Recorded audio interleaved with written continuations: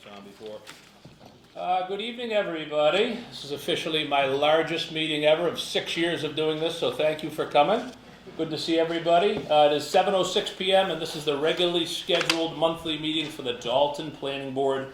We are here at the Dalton Senior Center on February 19th at 7:07 p.m. as we begin. I am the chair, Andrew Peronick. To my left is board member Don Davis.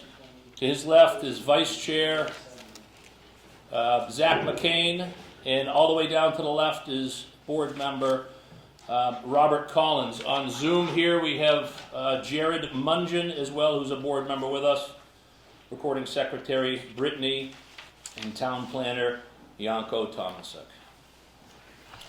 Zach, would you please lead us in the Pledge of Allegiance? You want to please rise? I pledge allegiance to the flag of the United States of America and to the republic for which it stands, one nation, under God, indivisible, with liberty and justice for all. Thank you.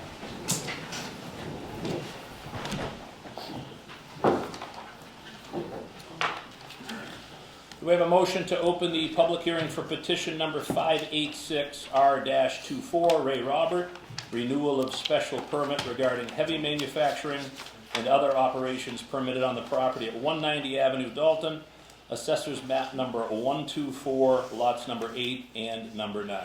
Make a motion. We have a second? Second. All in favor? Aye. Okay. Jared, are you able to unmute there? Yes, sir. Aye. Okay, good. I just can't, from the angle they set the TV up, I can't see you, so I'll be reaching out to you for things like that, just to get you clear. Okay. Thank you very much. So, Yanko, if you would kick us off here. I know last month we had a special permit from Ray Robert. Correct. So we have an application from Ray Robert for the renewal of this special permit. So I believe some conditions changed within, and he has submitted documents to that effect. Would you like me to release the documents, or? Okay. Nope, I think we received copies of documents. If Ray or a representative wanted to speak, now would be the time. And then anybody from the public that would like to speak, we will do it in a very orderly fashion. I was asked to use this microphone over here to the right. Is that the correct? Okay. Yes. Can I just walk to the table and talk to you? Absolutely. I'd rather do that. Yeah, ultimately it's your call. Yes, sir. It might be a little more. What's that? Oh, yeah, I'm sorry. Don Davis would just like to make a disclosure. He mentioned to me when I first walked in the door, for the record. I just want everybody to know that Mr. Martin is my attorney, so if anybody has a problem with it, I just want to be upfront for my business. So, here it Anybody have is. a problem? I don't have a problem. Thank you all. My name is Bill Martin. I'm an attorney in Pittsfield and Lennox, and I represent RAG. And I will say that I've been doing zoning and land use for a long, long time. And the history of this matter is... Can't hear you. Oh, sorry. Let me turn a little bit so everybody can hear me. So the history of this matter... Don't work. No. The history of this matter is really sort of long and complicated. And where I want to start is really with the agreement for judgment that was entered in a few years ago. As you all know, there had been a series of special permits that go back a long, long time. And there was, and I think still is, a lot of belief that this property should be entitled to some benefits of prior non-conforming use status. However, for purposes of this special permit application and with the goal of moving forward, not moving back, I want to start as the starting point of the complaint litigation that was filed a few years ago. There was an agreement for judgment that established the special permit that is now being continued. And I think that that's both reasonable and fair. And what we've proposed, and I think you have copies of this, but I have a larger version is effectively to accept the premise that the special permit is required. Now, I say that as accepting the premise because I do think it's a live argument as to whether it is or is not. But for purposes of this hearing, I don't want to go there, and I'm not going there. What I want to do is I want to talk about changes in the conditions of the special permit that Ray is proposing, and I have for each of you a reduced already have a copy. Do you have the plan as well? Do you each have a Yeah, copy? Bill, they're all, this is what we Okay. have there, Okay. just so you know, a I've smaller got- version of it. I've got larger versions too, if you want an 11 by 17 version. Okay. So if you want to take these, they have 11 by 17 versions, you might want If to you made the copies, we don't want you wasting. open them up. Well, 11 by 17 might be a little easier to look at that. Now, I'll take one now. Thank you. so what I'd like to do is I'd like to show you or go through the original, well, actually not the original, the special permit that was in force last year. If you remember, there was a special permit that was granted, looks like in late 2023. And that special permit sort of ran through a year. And what we've done with the conditions that we're proposing, and I'll match it up against the kind of the existing special permit. And I will say that if you look at the existing special permit versus what we're proposing, paragraph 1 is essentially the same. And it really acknowledges that Ray has done a substantial amount of work in terms of screening and building the block wall with the berms, and obviously there are very substantial trees that have grown out there. So that's been done and will remain in effect. Paragraph 2 talked about maintaining the structures.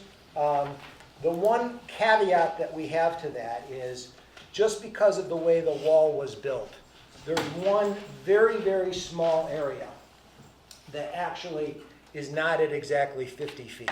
It's a little inside of 50 feet. And we went to the neighbor who's immediately on the other side of where the wall is just a little bit short, and got from that neighbor, who I believe, Ray, is Quintero, is that correct? Yes. And we have a letter from them that I think you already have in the file that indicates that, well, that area of the wall is just a couple of feet short. They have no problem with Ray putting material up against the wall on his side and using it along with the rest of the wall. Because the wall, if you look at the property line has a slight curve in it. The wall was actually built a little bit more straight than following that curve. So it's just a little bit pushed back further than it should be. Again, there's 20 feet of earth on the back side of it, followed by a row of small trees that are starting to grow, followed by a row of 50-foot trees. And I think most importantly, the neighbor who is right there that's their property line, does not object to that slight encroachment. It's been kind of an inconvenience because, as you can imagine, the wall, Ray stores materials up against it, and there's that one section that he's had to not use, and that's been a hardship. So one of the things that we're asking for is in that paragraph 2, to acknowledge that small area can be used for material storage. The paragraph 3 is the same. Paragraph 4 is the same. Paragraph 5 is where we're really asking for some specificity and some relief. Now, I will tell you that one of the challenges is trying to run a business in Berkshire County. And as you know, in the business that Ray's in, the material, the landscaping material and the rock and stone business, the summer is a very robust time. It has to be when you make all your money.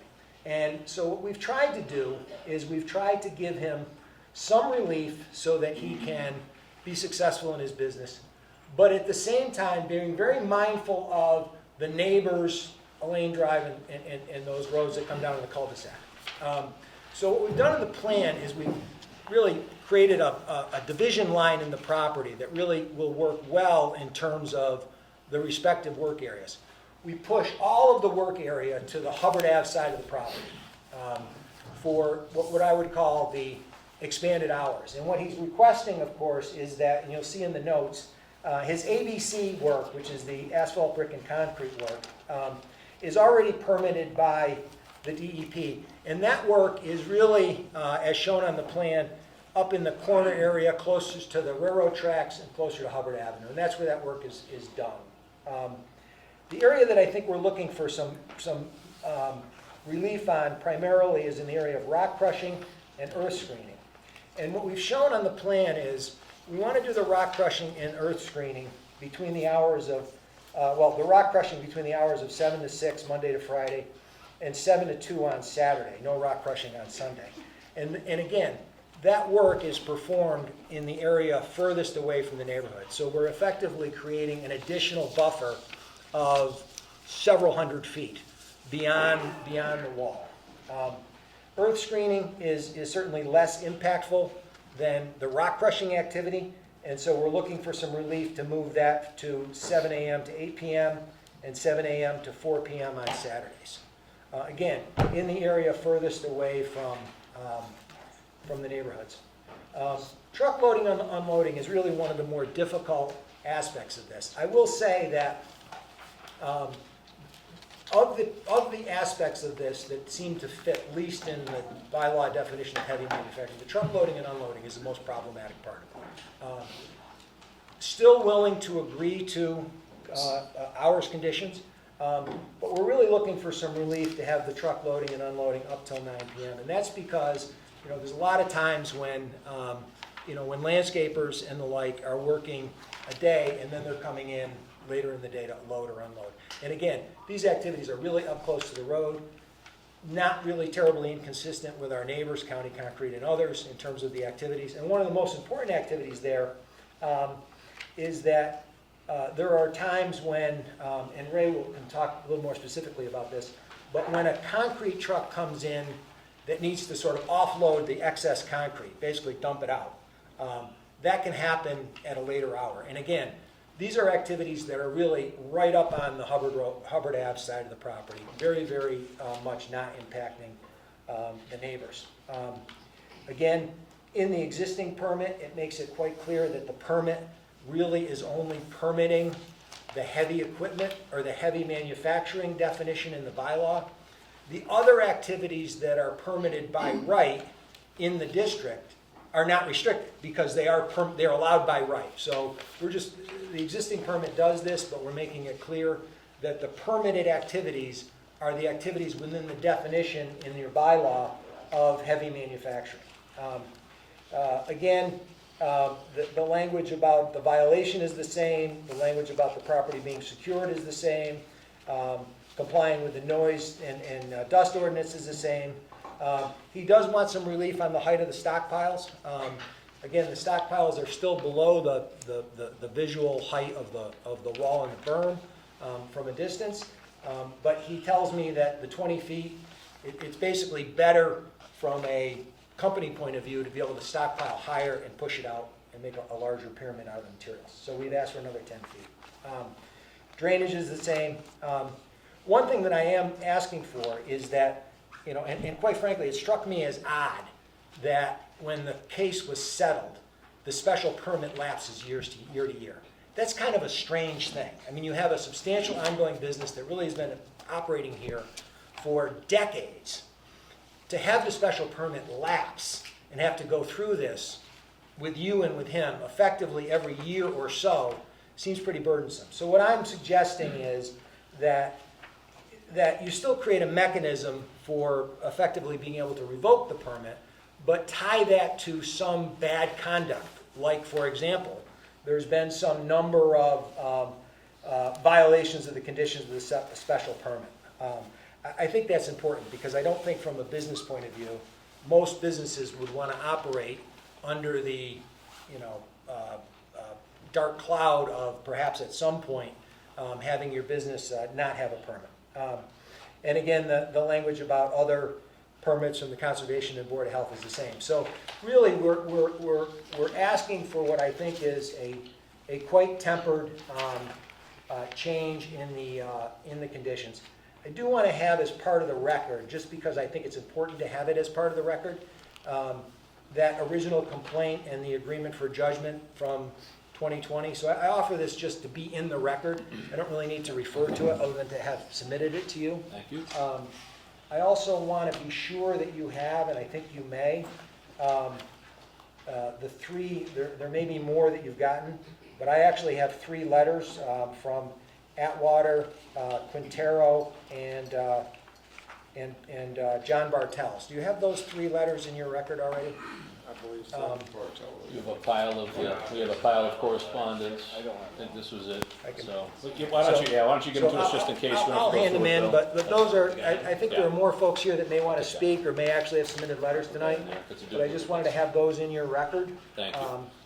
And the, kind of the last thing that I want to talk about is I did have an opportunity to look at the file ahead of time, and obviously some folks have written in. And I want to point out a couple of things.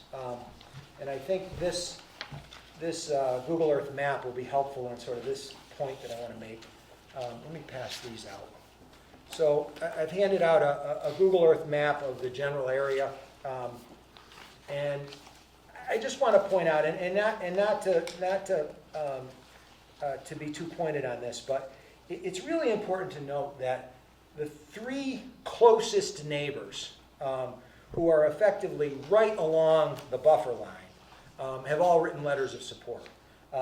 That's the and are here to support. That's the Elaine Drive, 2 Elaine Drive, and the Richard Drive property. Those are letters of support, and those are the folks who are really right on the property line. A couple of these other letters, I think it's worth noting a couple of things. If you look at the property owner at 8 Cumberland Circle, you know, they in their letter make this point that they can see and hear what's going on in the property. And I actually, you know, I don't know whether or not you've had an opportunity to sort of do your own site visit or if you've ever done a site visit, but that's just blatantly not true.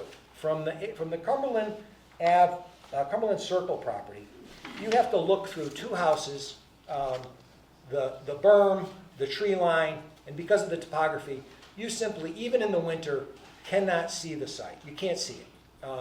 You know, whether or not any sound comes off it, you know, again, sound is controlled separately by your bylaw and really isn't even subject to the special permit. So if there's a sound complaint, it's really not here anyway.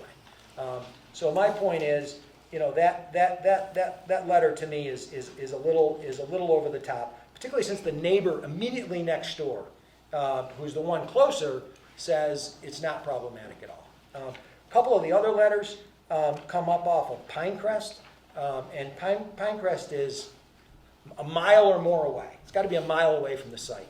And quite frankly, I mean, I don't think it's any secret that, you know, one of the principal opponents of Ray's activity, you know, has come from the Schnapp properties, which, you know, if you look at the record of this, quite frankly, it feels like a little bit like the Hatfields and the McCoys. I mean, this looks like a dispute that's gone back for a long time, which I didn't even want to get in. I didn't want to spend a lot of time on. But what I can tell you is the Schnapp operation has a gravel operation that's really between Ray's operation and Pinecrest. And that property, I have no idea what its zoning situation is. I have no idea whether it's considered prior non-conforming. But there are berms, there are trucks, there are tractors, there are loaders, there is, you know, material handling going on. And so to the extent that folks are saying they hear or see anything, I'm not sure what they hear or see. So, I will say that, and I kind of hesitate to do this, but you have an awfully large crowd here tonight. And I suspect that a lot of people want to speak. But I guess I'm going to do something kind of dangerous and ask folks who are here to support Ray to raise their hand to just get some sense of the community. Now, normally when you have this kind of public hearing, every one of these folks should come up to the microphone and say something. I don't want you here for days and hours and weeks. I can tell you that Ray and his business is got a lot of support. It's an important business in town. He's a guy that's worked hard and is an important part of this community. I can also tell you that I saw a letter from the Traffic Commission, okay? Seemed to me to be like totally off the wall, okay? And now I understand that there's some family relationship. I don't understand how it didn't get recused. But Hubbard Avenue, seriously? A traffic problem? You've got, you know, Downing Industrial Park, BJ's. The property is freaking zoned as if it could be a Lowe's. I mean, are you kidding me that Ray's couple of extra hours that he wants to use is going to create some horribly excessive traffic situation? I mean, I find that shocking that anyone would even make that argument. you know, if you think it's important to address, we'll address it. But seriously, I mean, we're looking at probably, you know, I don't know Dalton that well, okay? I grew up in Pittsfield, got some friends at Dalton, know Dalton a little bit. I can't think of a more industrial part of Dalton than the Dalton side of Hubbard Avenue, anywhere in Dalton. And so to suggest that, you know, this kind of commercial activity is inappropriate there, just seems to be, as they say in the zoning word, arbitrary and capricious. I mean, it really does seem as though what got us here initially, okay, was not fair zoning. Don't want to go back to the case, don't want to go back to history. But what got us here was a bunch of unfair decisions that economically couldn't be fought. We're here, not looking back, looking forward, but looking at a special permit that has conditions in it that are too restrictive for this business to be appropriately successful. And so for those reasons, I ask you to accept our request to extend the special permit, extend it in perpetuity with the provisions that it could be revoked, and to provide the additional relief in the hours of operation that we've requested, being mindful that they're tied to the property plan and they're tied to specific locations on the property that really are incredibly unimpactful to the neighborhood. To the point where if there were a property line here, none of the people who would be neighbors would be abutters for purposes of zoning. So we're sort of creating an artificial property line, if you will, to create the kind of buffer that's multiples of what the zoning bylaw really requires. So for those reasons, that's what I request. Certainly if you have any specific questions for me or Ray, I'm sure he'd be happy to respond. That's my pitch. Okay, thank you, Bill. I appreciate it. Appreciate the handouts, appreciate the articulation of everything there. Ray? One point, I just want to make sure that we're not changing anything with the crushing hours. Yep. Crushing hours remain the same, and that's the point I want to make. Okay, thank you. Any members of the board have a question for Ray and or his attorney at this time? I've got a couple questions. Sure. So I'm trying to, I've actually spent way more hours on processing this than I ever thought I would have. I have a couple questions about the DEP permit in the crushing site. In the DEP permit, the DEP has made note that on page 9, line number 3, that the hours of operation for map lot 24, lot 8, proposed site of ABC operation, that the hours will be between 7 a.m. and 4:30 p.m. My question is, the way the DEP wrote that, it appears to me that they're saying for lot 8 that those are the hours of operation of that area. Now, I'm not an attorney and I wasn't here back when this came forward. Does the DEP, the way they wrote it, said it was for lot 8? And my understanding is that's the entire lot area would make lot 8 working hours 7 to 4:30. Now, the other lot that has the 9.9 acres was not in that description of the, Okay. in the description of the DEP permit. And they make reference that they have no jurisdiction nor comment for that area. So I just need clarification from the board and from somebody to figure out that the DEP, to me, looked like they specifically said lot 8 can only have the hours of, and the 9.9 acres on the other side, which is lot 9, 8, and 9. Can I clarify those? Yes, I guess that's, yes. Okay, the DEP permit is strictly for ABC, which is a regulated by Massachusetts Department of Environmental Protection as a regulated substance in the state of 6 inches and larger. That means concrete, asphalt, and bricks larger than 6 inches are regulated. That is the only portion of the permit of my whole operation that's regulated by the DEP. The rest of the property, and that is isolated to Lot 8 if you want. I've always used Lot 8 for the DEP usage of ABC. So that is, always has been, and I always have used Lot 8 along the tracks for the ABC, but it is along with the rock crushing and all else, which is not regulated by DEP. That's why the town has jurisdiction over rock crushing and other activities on the property. The only reason there's a DEP permit is for ABC, period. So the fact that DEP made specific that Lot 8 will only have work is only for ABC, that they aren't restricting Processing. Once it's below 6 inches, I have stockpiles of 3-inch minus asphalt, Okay. gravel on Lot 9. For stockpiles, processing of the ABC in the above 6-inch size is isolated to Lot 8. Okay. And then on Lot 9, can you let me know, what do you do in Lot 9? Just so There's no ABC processing on Lot 9. There is stockpiles, screening, mostly topsoil. There's mostly topsoil done on Lot 9, which goes back to when I worked for my Uncle Gaston before I bought the property. That's where we screened the topsoil, on Lot 9. When we first closed off Lane Drive from the property and was isolated to the entrance by the railroad bridge, when the houses were built on the cul-de-sac of Lane, that's when that access was eliminated.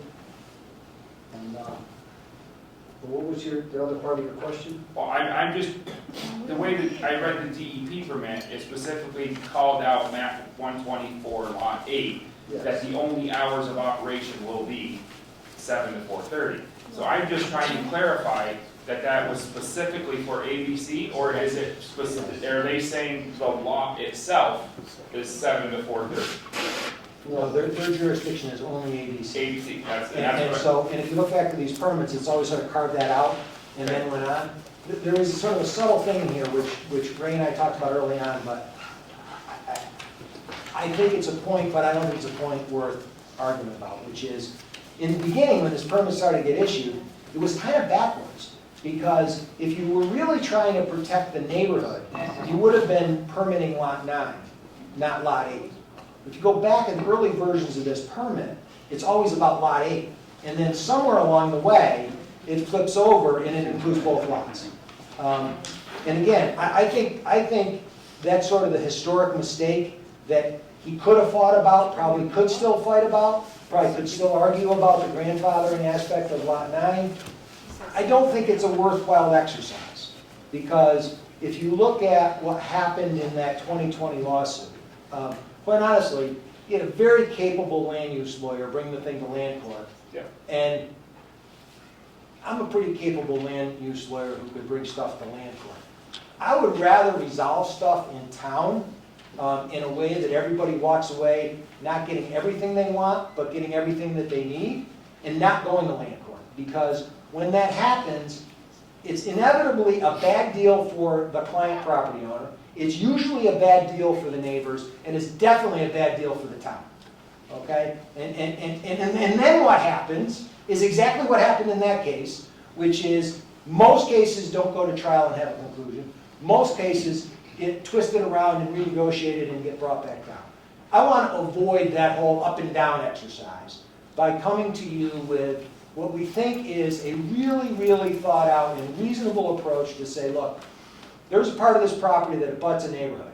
We have built a big ass wall. We've got a 50-foot row of trees that have been growing for 20 years. We've got another row of trees growing behind it. We got neighbors immediately on the other side of that wall who recognize that it's a good buffer, and then we're willing to pull ourselves 300 or more feet further away from that property line to work in what we consider to be slightly extended hours. I think that's a very, very fair approach. Any other questions from the board at this time? Okay, what I would like to do, because you both, Ray through Bill, you've obviously articulated everything you wanted to for right now. What I would like to do is have someone from maybe the community that's opposing this or has some comments that they would like to make that are not in favor of this. If there are anybody, is it still this microphone we'd like them to go to? Just in the front. Just in the front's good? Okay, so when that person stands up, if you just say your name and your address, please. Again, looking for opposition at this time. Yes, ma'am. Karen McCaffey, 8 Cumberland Circle. We've just noticed, I've retired, we use the outdoors a lot during the summer. We've got a beautiful deck. Lately, when we're sitting out summertime, springtime, dump trucks come and back up somewhere. I don't know if it's over near the doggy daycare, I'm not sure your line. The bang, the bang, the bang, the rocks coming out, the tailgate. I mean, we're residential. We're trying to enjoy our neighborhood. We have to hear that. Many people walk in our neighborhood. We go down in the circles. We go down around Elaine Drive. You hear crunching, crushing, trucks. I mean, I've been there for 15 years, and each year it seems to get more and more. We like to enjoy our outside without hearing these noises. I understand Mr. Roberts has a wonderful business. That's wonderful. But we're retired. We have a beautiful house. We want to enjoy our outside. Thank you. Okay, you're welcome, thank you. Anyone else opposed? Yes? Rick Schnapps, B31. Can I get a copy of what he submitted to you? Not right now, Greg. I mean, we don't have a copy machine here, but we did submit it. It'll be, I gave it to Yanko, that he handed up there. Are you talking about maps, or are you talking No, about? I'm talking about what, all the things that he proposed to do. You mean? The line items. I got an extra copy there. Yeah, if you don't mind, Bill? Thank you.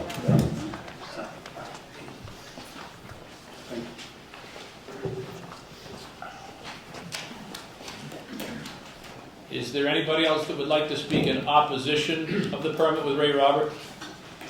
Yes, please. If you don't mind coming up a little further, I'm going to kind of direct you, because obviously we're trying to make sure we can hear everybody here. Dan Griffin, also 8 Cumberland Circle. Okay. Another major concern of ours is bringing down the rock crushing and sifting and sorting closer to Elaine in Cumberland cul-de-sac.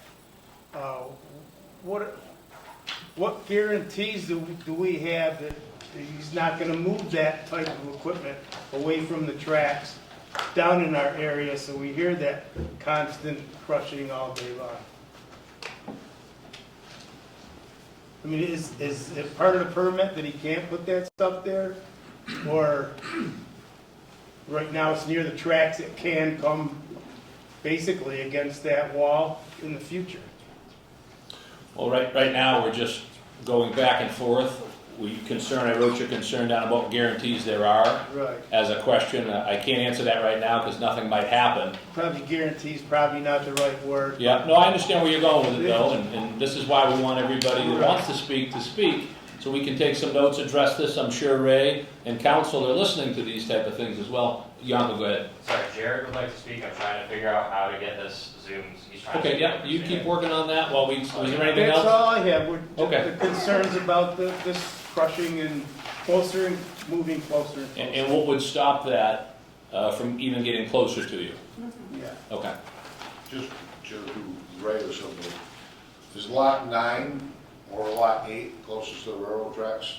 Lot 8 for the railroad tracks, yes. That's about 5.5 Lot acres. line is right from there to there. Okay. And that is lot 8 up there, this is lot 9. So then I guess I'm concerned about lot 9. Okay. Okay. Can I add something to that? Sure, go ahead. The actual rock crusher is located on lot 8. It will not be moved to lot 9. There's separating equipment that's on lot 9, that sift the topsoil and the other earth materials. But the actual crushing happens on lot 8. Of the ABC and the rock, they're both, all the crushing, the crusher is a huge machine. It's very difficult to move. It's set up, you're right next to the railroad tracks, it's not moving. I bring the material to the crusher.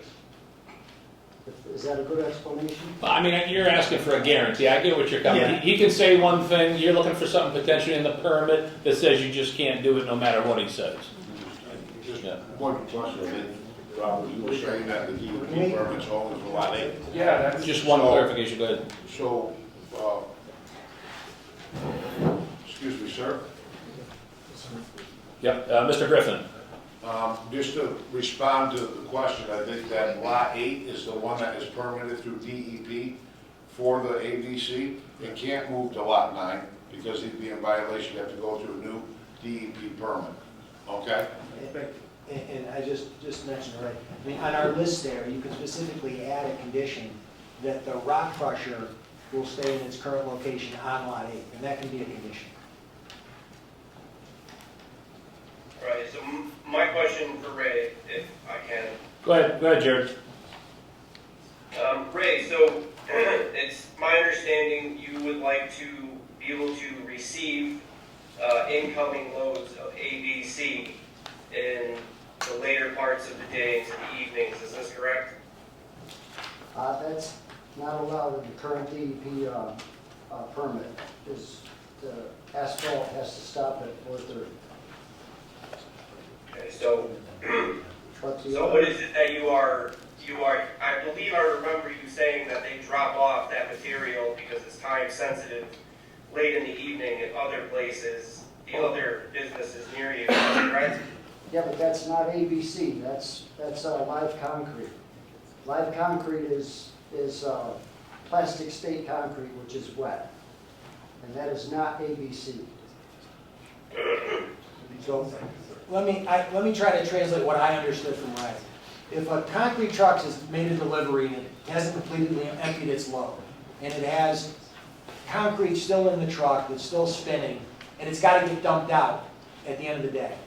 A good place to dump it, and it's a useful product for Ray, it's a recycled product.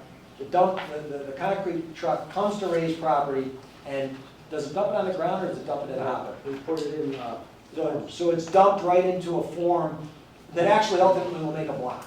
So that And material. you're present with these deliveries, correct? yes, me or a worker, yeah. So when a concrete truck is coming back from a job site, somewhat after hours, it's got to dump that material somewhere. This is sort of almost a recycling operation, so the material doesn't go to waste. And what happens to it when it dries if you don't get it out? Does it become ABC? Then it becomes ABC, yeah. So it can't be saved till tomorrow morning to put it into a block. Once it's discharged from the truck into the forms, as it hardens, it becomes ABC. In a state larger than 6 inches. You understand what I mean? So that's part of the rationale why you're asking for more hours, so you can be there to receive that wet and do that. It's Okay. perishable within hours. It can't be utilized in the morning, it has to be utilized when it's available. Yeah. Jared, did that answer your question? Yes. Okay, excellent. Anybody else in opposition that would like to speak? Kathy Schnapp, 31 South Street. Hello, Kathy. Hi there, everybody. Here we are again. I just wanted to make a... Kathy, if you could just speak up a little bit. I'm getting a little older since we first started this years ago now. So.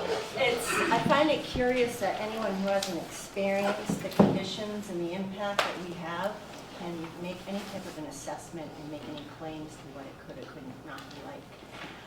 Other than that, I prepared a little statement. It's brief. I just wanted to say that it has been a long and arduous process. Countless hours have been spent hammering out conditions of this special permit. The hard work did not defray the land court case that ensued. Lengthy arbitration resulted in the parties settling on permit conditions, much like those previous established in the deliberations of February 2020. Given this 2021 Mass Land Court judgment, why would the SPGA unilaterally override the conditions of that settlement in favor of the plaintiff at the December 2023 permit deliberations, i.e.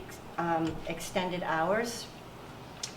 As we face the prospect of unfettered yard activity, should residents be expected to, again, make concessions, even though daytime hours are largely unused and daily hour limitations are regularly violated? The property at 190 Hubbard Ave is located in the Planned Industrial Development District of Dalton. Town bylaws were written specifically to govern the PIDD. These bylaws were set forth multiple sections with provisions that regulate industry while protecting surrounding properties. One of the many purposes is to encourage sound site planning and design to prevent negative impact to health, safety, or general welfare of the public or neighboring land uses, and to minimize potential adverse environmental conditions such as pollution and noise associated with industrial development. The PIDD mission is to integrate the industry with the community, not to integrate the community with the industry. In fair regard for the residents and their quality of home life, major holidays should be observed, and the 2021 Massachusetts Land Court judgment should stand as the final decision, serving as a framework for all future permits pertaining to Ray Robert Excavating and Trucking at 190 Hubbard Ave. And it's worth noting that the Mass DEP RCC permit to process ABC materials sets forth conditions congruent with the Dalton PID bylaws, and you can reference the most recent permit put out in February of 2023 for the DEP. Thank you. Thank you, Kathy. Do we have any other abutters or neighbors in favor of Ray that would like to speak?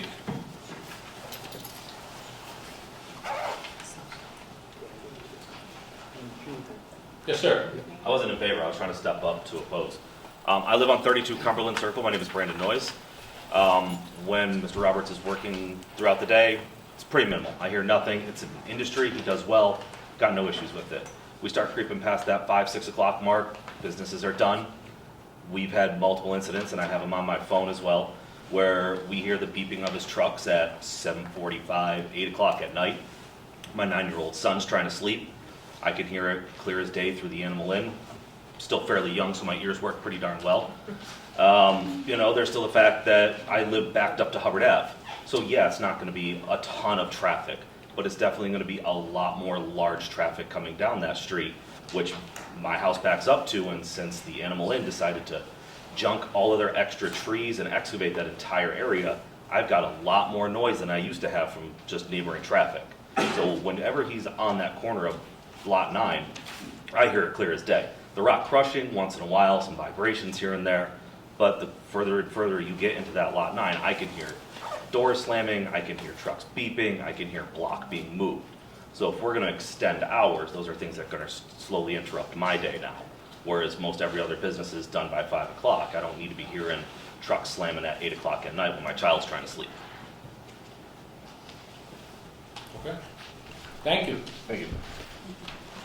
Anyone else that would like to speak on the Ray Robert matter in either direction here? Yes, sir. Andy, I'm from Pittsfield, but I work with Ray. And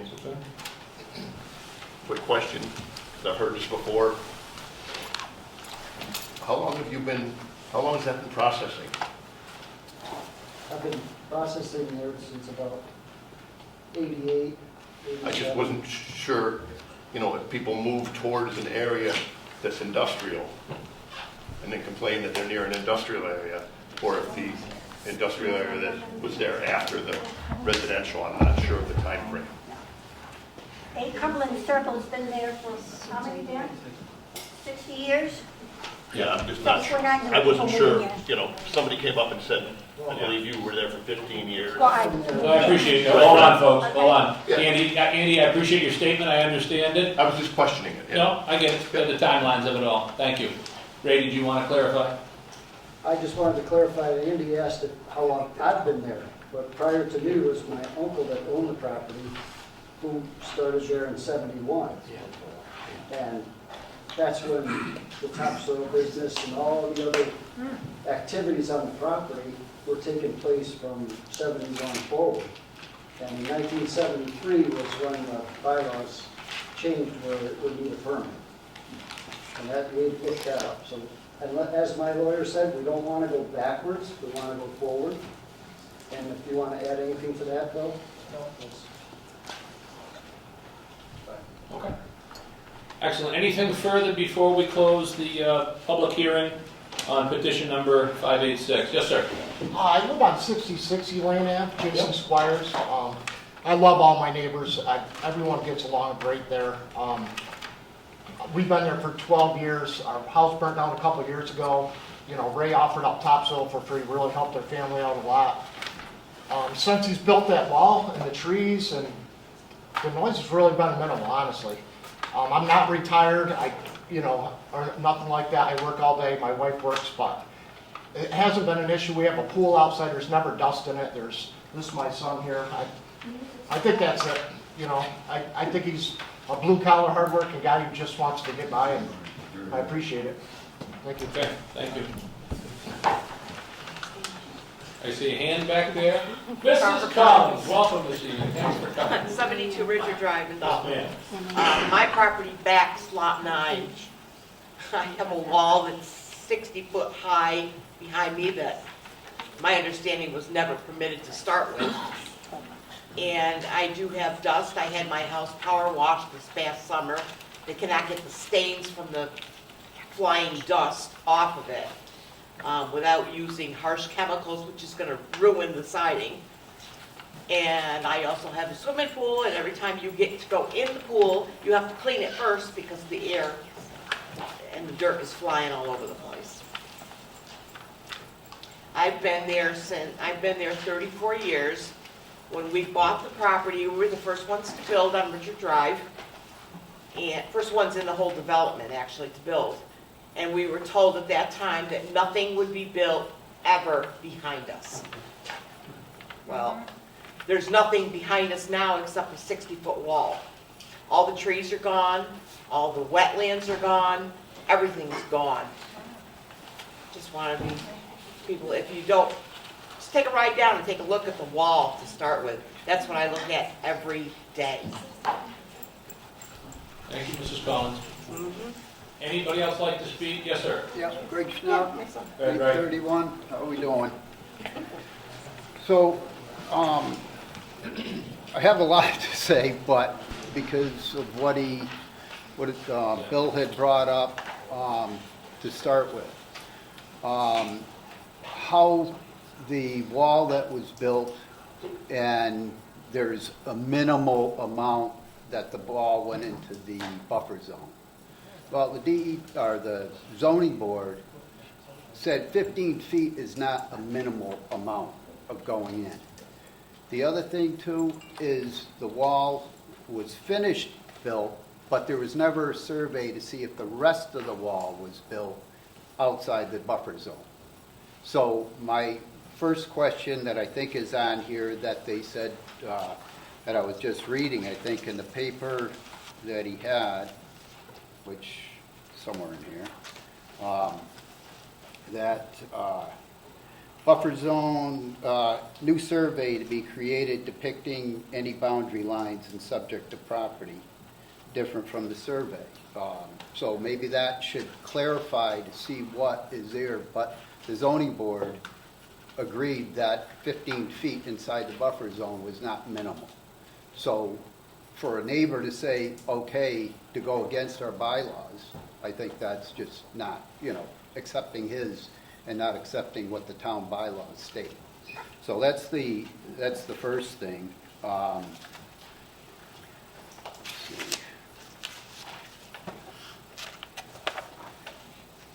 I think he's, the whole thing by rights and all of that stuff, I agree, let's move forward on all of that. But the need of a special permit was to be granted. gave a special permit, reasonable hours that the special permit was done. Then it was, we went to the appeals for the court, got litigated, and that's the permit that we should be going by. If the big thing that I see is the number of hours. The hours that he has from 7 o'clock to 6 o'clock at night, there's tons of hours there, Monday through Friday, giving that he's got the hours on Saturday. That's a lot of hours. He's never there during the day. He comes back in, he runs his other businesses out, and then he comes back in afterwards to work at night. I don't think this whole operation down there should be done from 5 o'clock to 9 o'clock at night. He's saying he wants to sift all the, the screening of the loom and all of that. He's got all day long to do that. He's got all day long to sit there and help all of these guys out, to bring things in, till 6 o'clock at night. Plan ahead. What do you need to go from 6 to 9 o'clock at night to load trucks up and all of that stuff? I think 6 o'clock is plenty to do that. You got to plan ahead. The other thing, this whole thing with the concrete, okay? I know the concrete company. The concrete company does not allow their concrete to be dumped off-site. It goes back to them. They make blocks. They sit there. All their trucks are supposed to go back to the yard. Their hours of operation, because I call their hours of operation, is 7 to 3:30. You can get a truck to go out after that. They come back in. They're usually that concrete, unless he's got another concrete company coming from someplace else. But the one from Century down there, and I hate to use them, but they're a company. They sit there, and all their people are supposed to go back to their shop. They have hours of operation, and they're all done. The trucks are back by 4:30 all the time, because I use them all the time. I use them all the time. So, and I can't get concrete past 3:30. Greg, our last truck is 3:30, 4 o'clock. That's it. So, those trucks come back to the yard, but he's working. He wants to come back and get them out later. The other thing I got a big question is, how many people, do you know how many people he employs there? Does any of you know? I know it's minimal from conversations in the past, just a couple of people. Yeah. I don't know. So, how can one person do a whole operation? This is a big, big operation. If more people were able to come in, they can screen, they can crush, he could do everything for the number of hours that you've given him so far. That's a lot of hours. And to go and do, and that's a great business. I have nothing wrong with the business. I think it's a really good business. But to work till 9 o'clock at night, loading trucks, putting stone in, that's just unacceptable. I don't know how you can even consider that, to do that. But I think 6 o'clock was ample opportunity for them to do everything that he needs to do there. So to sit there and give extra hours and all these other things that he's saying, even, I'm a little upset that people up on Pinecrest. Yes, there's a lot of people up on Pinecrest.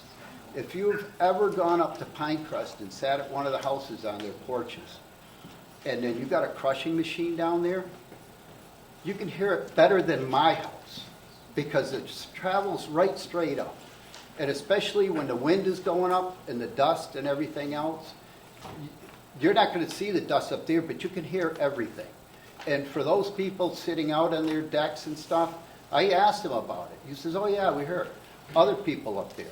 There's other people that had given letters out and sent letters in. I don't know if you're going to read all of those from other people that are out there and people that are coming in. And I have one here from somebody that sent a letter in, that just moved to the area and stuff. And he asked me, what's all of that noise? I says, well, that's permitted, no problem, you know, okay. I says, he wants to go till 9 o'clock at night, 10 o'clock at night. You know, these are all new things from what, you know, he was stating on that. But that's, you know, to go past the hours, and I think you should be going and looking at what we went for the special permit, that we went to the land court, and I think those are the hours that should be acceptable that, to run a business like that. Everything else, if he wants to sit there, I think he should go and run that business during the day. Go do the excavation, do your other work, you know, do your trucking at night. See how many people in the neighborhood. You know, a lot of these people don't live in that neighborhood. You know, like Barbara Collins living right there on us, up right there, all right in the crushing area. Yes, we have industrial land right between that. But looking here and getting that, we got the crusher right there. The trucks that come in, okay, we got to go and do a screener over here. You know, the screener's running. The screener's running, he comes in at 5 o'clock, and it's like clockwork. Come in between 4:30, 5 o'clock, goes over, starts that, I believe it's the separator, whatever's in the corner of that lot. Starts right up. Sometimes he started it up at 5:45, ran it for 15 minutes, and then shut it down. You know, here he's not here tonight. We go out, we sit on our deck, then all of a sudden you see a truck come in and it starts right up. You know, those are the types of things, and it goes past 6. It goes past, you know, 6:05. I'm not complaining a lot except I did complain a lot about it because in one day, in one instance, it was a holiday, a Monday. I had friends over, we're all sitting on the deck, comes in, loading the crusher, hey, we got till 6 o'clock because it's a holiday, but it's a Monday. We don't separate any holidays, and I think that should be one of the things, stipulation, any of the major holidays that no work should be done, period, just like on a Sunday. Because people, Christmas, if you want to, I mean, you can go on Christmas, you can go on midnight Easter because that's a Sunday. But, you know, all the major holidays and stuff. But that was 6 o'clock, and I'm like, okay, he's got to shut down now. Okay, now we can relax. 6:01, he sent a reply in to Brian, and the reply was, you have to let a machine sit there and idle. Yes, of course, you got to let the machine. It was very hot that day. Let it idle. But when does a machine make dust at 6:02 for a minute? All of a sudden, dust is flying all around at 6:02. And I'm like, okay, well, that's not an idle machine on that. So, but those are the things, and that was the only time that I want to go. We usually, okay, give him 5 minutes on that. But I don't want to give him 5 minutes. Why doesn't he stop at 5:30? Stop at 5:45 so that you can sit there and relax, let all your machine, move your machine around. You know, the biggest thing that, you know, I want to just state that, you know, we want to work, you know, I want to make sure that he has consideration, or really has no respect or consideration for people in the surrounding neighborhood. If he did, he would have abided by the permit that has been issued for the past 26 years. This permit has been in place. And if he could do that and run his business that you guys had given him the permit for 26 years, then we could sit there and work in harmony that abide by the permit. That's all anybody asks. We all negotiated. Ray and I negotiated out a permit one time, you know, but the board didn't accept it. And that was one of the things. We accepted, your board and his lawyer sat there and did it in court. We accepted that. So we're keep accepting, but every year, let's bump it up. Last year, you gave him 2 more hours on a Saturday. You know, why was that? Why didn't you say, hey, you settle it in court, that's the end of it. That's what it should be. If he wants to work with the neighbors, and he kept saying all throughout this time that, hey, I want to work in harmony with the neighbors, the 3 neighbors that are happy with him, with what he's doing. They got a 20-foot wall sitting there that, I don't know, I hope it should be, the permit should be okay. I'm still waiting for something for the for Scalise to sign off on it, or waiting for the letter for that, that the plan has been done according to plans and specs. But, you know, the biggest thing, the most important is the community and the planning board to sit there and adhere to the land court and make it harmony. And Ray, if he could work with all the other neighbors, everybody that's complaining, this is most people that I've seen complain. There's a lot of other people in the neighborhood, a lot of them that couldn't come tonight. But, you know, it's just, I think the number of hours you've given them, and I think all of that stuff that you guys have been graciously given them, I think is plenty of hours that they're, if he just worked during the day, he's got a huge business that he could sit there and work. But when you work and he wants his business to be from 5 o'clock till 9 o'clock at night. Why should that happen? That should all be from 7 to 6 o'clock Monday through Friday, and it really should have been 7 to 2 o'clock on Saturday. But you gave him to this permit. That's all anybody's asking, to sit there and just abide by the permits that are there right now. And then we can settle this. Like he says, let's just settle this thing. Let's let it go. And then if you'd abide by the permit, keep everybody happy, we'd all be happy. We wouldn't have to do this every single year and stuff. So it's just going by the permit that's there. That's what it should be. So thank you for all your consideration. Let me make one more brief statement if I Just could. hold on one moment, please, Bill. We got some other hands. Go ahead, Bill's next. Just, all I want to say is that, I want to be very specific there. The existing permit and what we're proposing incorporates your sound ordinance. And you have very specific sound ordinance in town. And so if there's complaints, it's not really about the hours. It sounds like it's about the sound, pardon the sound part. If there are complaints about sound, whether it's at any time during the day, you all have a sound ordinance that applies and doesn't, sound ordinances don't really have the same, they're different than use ordinances. They're not really a non-conforming prior use issue. So sound is sound. So if this activity is creating a sound problem that violates the standards that the town has set up, that's in this permit. And people can go file a complaint and seek enforcement. So that, you know, what I'm hearing is it's not really the hours, it's the sound. And if it's the sound, it's already in the permit. It's like Progresso Soup. You have a provision that says, sound is governed by our sound ordinance, go enforce that section. It's in there. Is that what you were going for? Yeah, The yeah, Progresso specifically Soup? says that this permit is subject to, you know, the portion of your your bylaw that talks about sound, noise, dust. And those are very specific. It's decibels in areas measured in particularly scientific ways. That's how sound ordinance is supposed to be. I was just looking for the tie together with the Progresso Soup. That's all. I was. Yeah, no, it's in there. It's section. It's in our number 9. Yeah. So comply with the standards of the zoning bylaw with other requirements, specifically including noise. And you have a very specific noise bylaw. Just look. Thank you, Kathy. I'll try to keep it brief. 831 South Street, Kathy Schnapp. I do have a little more now to say in rebuttal to what we just heard, but I think the DEP got it right when they only allowed the hours Monday through Friday from 7 to 4:30 because they understood the impact it was going to have on the surrounding community.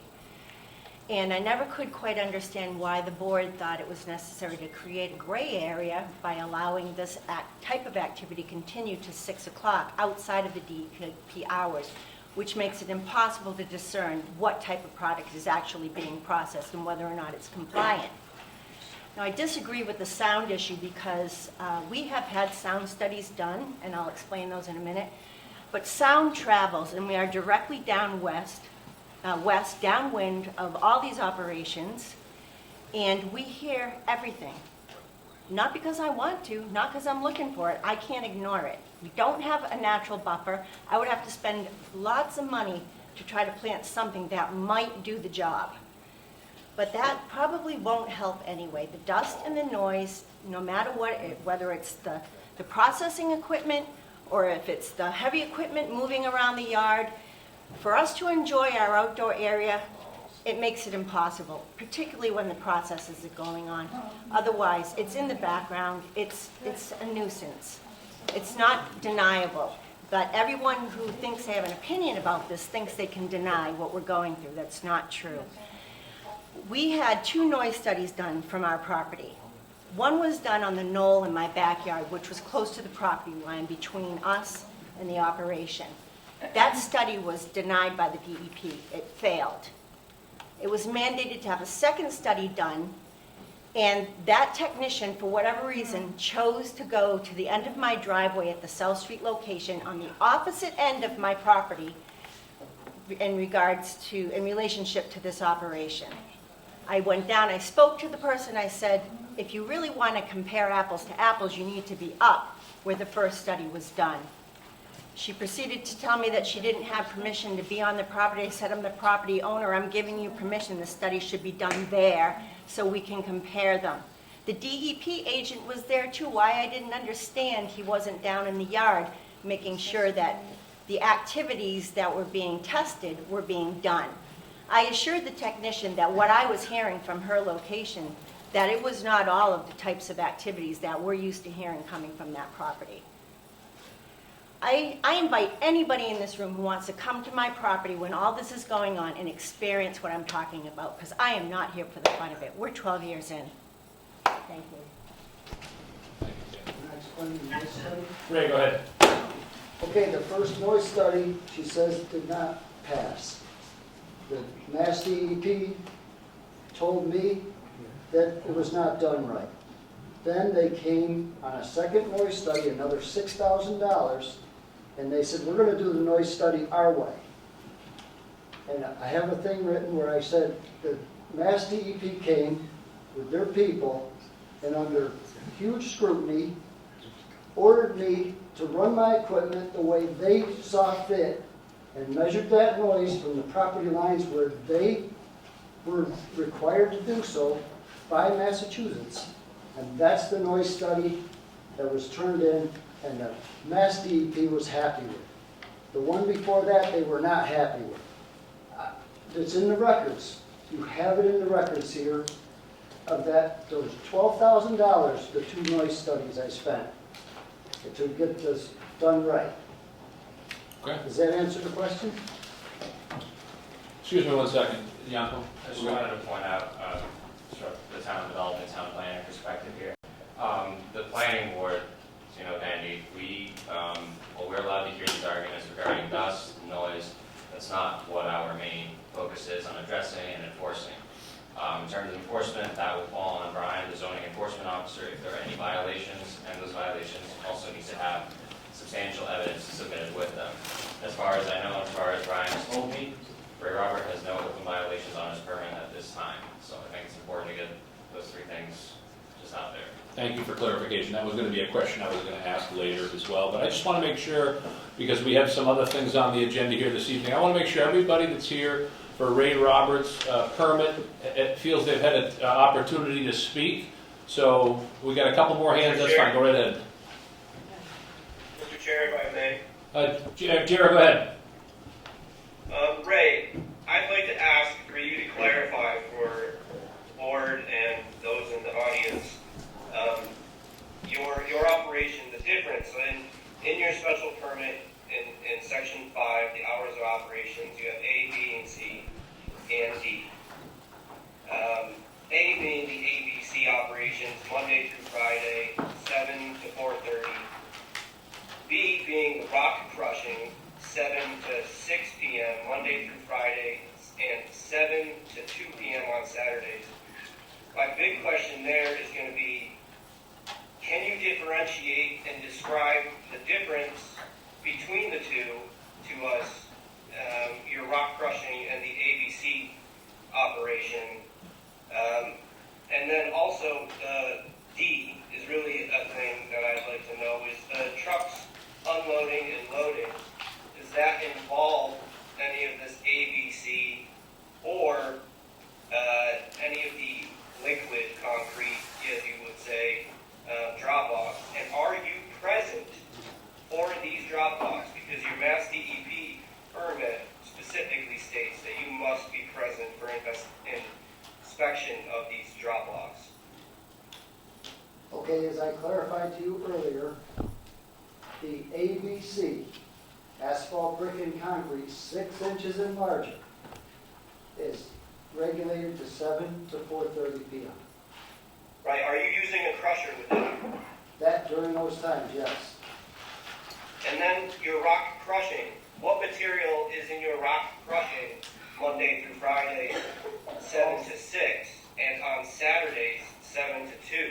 What are you crushing? All natural products, being rocks that come out of the earth, and also I recrush ABC which is not ABC anymore, in a 6-inch minus, which runs through a second time to make a very fine product out of the ABC as a driveway gravel. So it's being reprocessed. It is blacktop, but it's not ABC. It's in a state that's less than 6 inches after the Okay, do primary. you have receipt for all of this, receiving every load? Because I believe your DEP permit requires that you have receipt and records of such receiving. Well, I keep track of the tonnage, and from each contractor, there's a ticket produced that they pay me for accepting their ABC.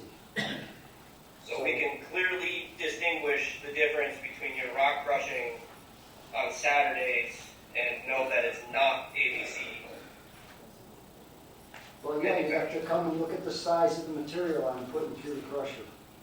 You have I'm to just measure the asking product. at full trust to you. I just want to, I trust you. I just am asking to have clarification for everybody in the audience, because the two operations can sound apparently the exact same, right? It's using the same machine. True, Is it not? true, that is true. Okay. Anyone, no further questions? Okay, Jared, thank you. And I know we had a hand right behind you, right? I believe she's related to you. Yes, my name is Natalie. I'm Ray's daughter. So me and my sister wrote something.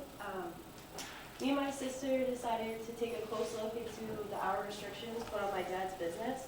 We first noticed how unfair this is compared to similar surrounding businesses, since he is paying the same for property taxes, insurance, interest, sewer bills, and the upkeep of the property as the others. So we decided to do some math. From December 15th to April 1st, the business is essentially in survival mode, relying on savings and earning less than 3% of its annual income, and this is primarily from emergency work. This leaves 260 days left of the year, and then subtract all 38 Sundays and 38 Saturdays as half days, so 19 days, and you're left with 203 days of the year for production. We also took into account breakdowns, rainy days, and unforeseen stoppages, totaling to about 14 days a year and reducing it to 189 days, as well as the 8 national holidays, which brings us to 181 days. My dad is allotted 11 hours, while other competitors nearby are typically able to work 16-hour days or more during the summer. So yeah, we broke that down. And I would also just like to point out that my dad's business is very unique. He's one of the only ones who recycle literally everything he uses. All of the material he sells is recycled. All of his equipment is he buys it used when it's broken down.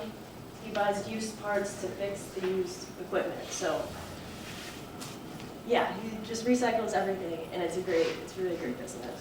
Thank you. Thank you, Natalie. I saw another hand in the back right over there. Yes, sir. Hi, my name's Ryan Cirillo. I'm actually a resident of Pittsfield. I've known Ray for 10 years. I work with JS Ray. We're a utility contractor. There's two things that kind of, I guess, for like, as he's trying to work through these amendments, which would be 5D that I want to talk about, and 10. The first one being 5D, which is kind of amending the truck loading and unloading hours. I've personally been turned away by him for work I do with JS Ray, as the contractor. He's quite literally turned away money because he's trying to abide by the hours, the structure that's put in place for good reason, understanding. He's also turned away, he's actually also, I was doing some volunteer work. He's volunteering his time, his materials, his machine, and I was volunteering my labor up at the American Legion on North Street. We had some material that I wanted and needed off my truck, a JS Ray vehicle, for the following morning. And I was actually told I couldn't go to his property to dump it. I actually had to, well, he asked for a favor to actually keep it on my truck because he didn't want to disturb the neighbors while he was doing a service for the community. He was prepping the grounds for an event. Also, just with the and I understand that the community is weary, obviously with the extended hours. There is the fear that there's going to be, the traffic is going to increase. It just has to be mentioned that there's somebody in this room that spoke in opposition that has a plan to develop a parcel off of South Street into 30 additional residential and commercial units. And if you're worried about these few extra hours and him accommodating the contractors that respect him and take pride in what he's doing also, like, you know, be worried about the snake oil that you guys are buying. Also, no disrespect. Also to number 10 on this sheet, if you guys also have this, there is a reason for these piles to be a little higher, both when in adverse weather. It's more beneficial to have these piles higher. It just allows the water to kind of just, you know, gradually dissipate rather than being absorbed, ruining the material over time. And also, this is just kind of in theory, it uses less space, and he wants to be a good neighbor. I've seen it firsthand. I've had to deal with it because he's very conscious of dust. He's very conscious of dirt getting out in Hubbard Ave, and you know, this could also be a way of him just compacting his footprint a little bit. Maybe, and because he is conscious of the neighbors and having to apply for this special permit every year, it's likely he starts putting that a little further away from the neighborhoods. Again, I don't know. That, you know, I just know the kind of guy Ray is. Wouldn't surprise me if he tried to do as much as he could to appease, you know, the neighbors and you guys as the board. So that's all I got. Thank you. Thank you for your comments. Let me just see. Oh, we got more in the back. We'll come back to you, Natalie. Right in the back, yes, sir. My name is Vinny Behel. Am I loud enough? Yes. I live at 88 Elaine Avenue. And my property, I've been living there since 1989, 36 years. Of course, a few years ago, we had some problems before he put the wall up and the trees. We were getting dust and all that stuff. So now, after he put the wall, we can't even hear any noise, no dust, everything is dampened down, and we support him, and he's doing a great job, and I'm all for him. Thank you. Thank you, Vinny. Natalie, did you have something else? Yeah, I just wanted to add on that for anyone who thinks that my dad isn't considerate of the neighbors, that I hate to say it, but you're very wrong. He spent countless hours and money building walls which aren't 60 feet. They're barriers that are 20 feet high. As well as he took all the material from Taco Bell when that was built, and he made a huge berm to protect the neighbors as well. So he is conscious of it. He doesn't work past hours. I know that, or before hours. So yeah. Okay. Thank you.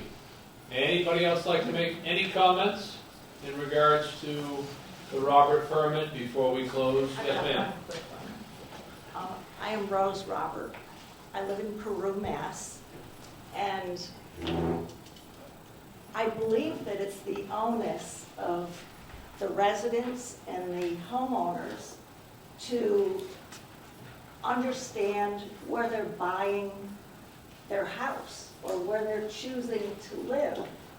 Because if, like, I don't like airplane noise, so I wouldn't buy a house next to the airport. Or it makes me wonder why people choose to buy next to an industrially zoned area and expect it to be super quiet. I'm sorry. Thank you for your comments. Yes. We see a flurry of hands over in the corner. I'm going to come back to Mrs. Collins because I can see your face. Go ahead. When I bought my property when the development started, as I said, there was nothing around me, nothing. Trees, that's all that was there, it was all private. It's not that anymore. And if anyone can imagine in the middle of the summer when it's hot and you want to sit out on your deck and just have a nice quiet night, you can't. Because first of all, you got to clean the deck off because it's all full of dirt and whatever else. And then you got the noise on top of it. When I bought that property, I was told over and over again that no one would ever build behind me. No one would ever do anything behind us. It was wetlands back there. Not anymore. Thank you for your comments. Yes, ma'am? Same here. When 8 Cumberland Circle was built, it was fields, it was pastures, it was play yards. It was a great place to build. So we didn't choose to live there, you choose to build. That's to make your correct. business. But what was it? No, ma'am, excuse me, ma'am. Ma'am, we're making comments here. We're not getting into it with each other. We're making comments, we're taking notes. That's all this is, okay? There's another hand back there. Actually, I'm gonna come over here, sir. Give me a hand. Yes, sir. Brian Driscoll. I used to live in Griffith Park, Eleanor Road. That was all sand pits back when I grew up. It was a gravel bed to begin with back in through there. That's all I got to say. Okay, thank you. Yes, sir. Brandon Noy, 32 Cumberland Circle. I've had the unique opportunity of living in that neighborhood since 1991. I was 10 years old. I'm not arguing the current noise during the day. I think the big argument is we're extending what the potential noise is hours beyond what it is. We keep harping on the, industrial area, industrial. We know it's industrial. It's been industrial since I was a kid. Granted, it's gotten a little bit louder since, but it's during working hours. That's absolutely normal. Nothing stops during working hours. But at 8, 9 o'clock at night, I think this is what we're really trying to harp on, is we don't need the noise beyond that. Yes, we make concessions for the dust. It is what it is. It's an industrial area. We want the guy to make money. There's a lot of alternative things that are going on here. But for me and a few other people that keep bringing up noise, it seems to be downgraded to, oh, well, it's a rock crusher. Yeah, at 3 o'clock in the afternoon. But I don't want to hear topsoil sifting and blocks banging and things going on till 9 o'clock at night. So I think if we keep within what the hours of normal operations would be, I don't feel like anybody's really going to super harp on the current noise level. It's the noise level that they're anticipating beyond that 6 o'clock mark that really seems to be the worry for people. Thank you, Brandon. Any other comments? Did I see another hand in the far back? No? Okay. Again, yes, sir. Just Go ahead, Greg. Greg. I agree with Brandon about the whole hours. But when this started way back when, in 1998, the meeting minutes here, I'm a small company. I don't want to grow. It's all right here in the public hearing back in 1998. So it was all going to be small. It grew to a big thing. We all sat there and agreed. Ray and I agreed to a whole thing one time, hours and set hours and all of that. The court agreed to that set hours. That's what we should stay with. Keep harmony of all of these people that are all here. We're not shutting his business down. He's got a great business. I never wanted him. He's got a good business. Stay within the hours. Stay within those working hours. These going later on at night, it's not right, So I just, want to just say that what Brandon just said, we all want to just sit there, keep in harmony. He's got a lot of hours to 6 o'clock at night. You got a plan. That's it. So, thank you. Thank you for your comment. Ray? Yeah, I'd like to just comment a couple things now. You say the business expanded. Well, look at Dalton. See this Crane. Built his first paper mill in 1801, I think I read. Do you think he was planning his 6th paper mill in 1801 when he built the first one? I mean, obviously I said I didn't know I was going to expand so much. When I got a business going and everybody came, it got bigger because I had customers that wanted my service. And I, just like I suppose Mr. Crane on a different level, of course, I stepped it up to take care of my customers. I stepped it up. And I had the land. I had, a neighbor complained that I cut 76 trees. I cut 76 trees to make a work area. Is that a bad thing? Does anybody think that's bad? It is because it's wetlands. I planted 375 trees around the perimeter. And people forget about this, the trees I planted, and all I hear about is the 78 trees that I cut to make a work area in industrial land. And these 375 trees I planted are doing great. They're stopping the dust, they're stopping the noise. And that's just one of the things I did. There's a list of things I've done to consolidate my place so I can work late. I started the business because I saw a market that nobody else had, because I was digging and I could do my digging jobs and I couldn't get gravel after 5, 6 o'clock at night, and I wanted to finish that driveway so I could move my equipment to the next job the next day. And I bought Hubbard Ave because I was told I could do what I want there. And immediately, for the first 15, 20 years, I did that. I did those jobs late at night and went back and got the last load of gravel at 6:30, 7 o'clock and brought it to my driveway job and finished it that day. And all of a sudden, I can't do that anymore. And that's why I want to be able to do those things. And about nothing happening during the day, and then I come at 5, 6 o'clock, well, there's a couple of reasons. There's some noise in the afternoon. We have rain at night. If any of you ever screen topsoil, you know wet topsoil does not go through the screen. I use an area of spread it out, turn it over a few times a day while I go and do some other work on the property. And at like 4 o'clock, 5 o'clock, all of a sudden the topsoil is dry.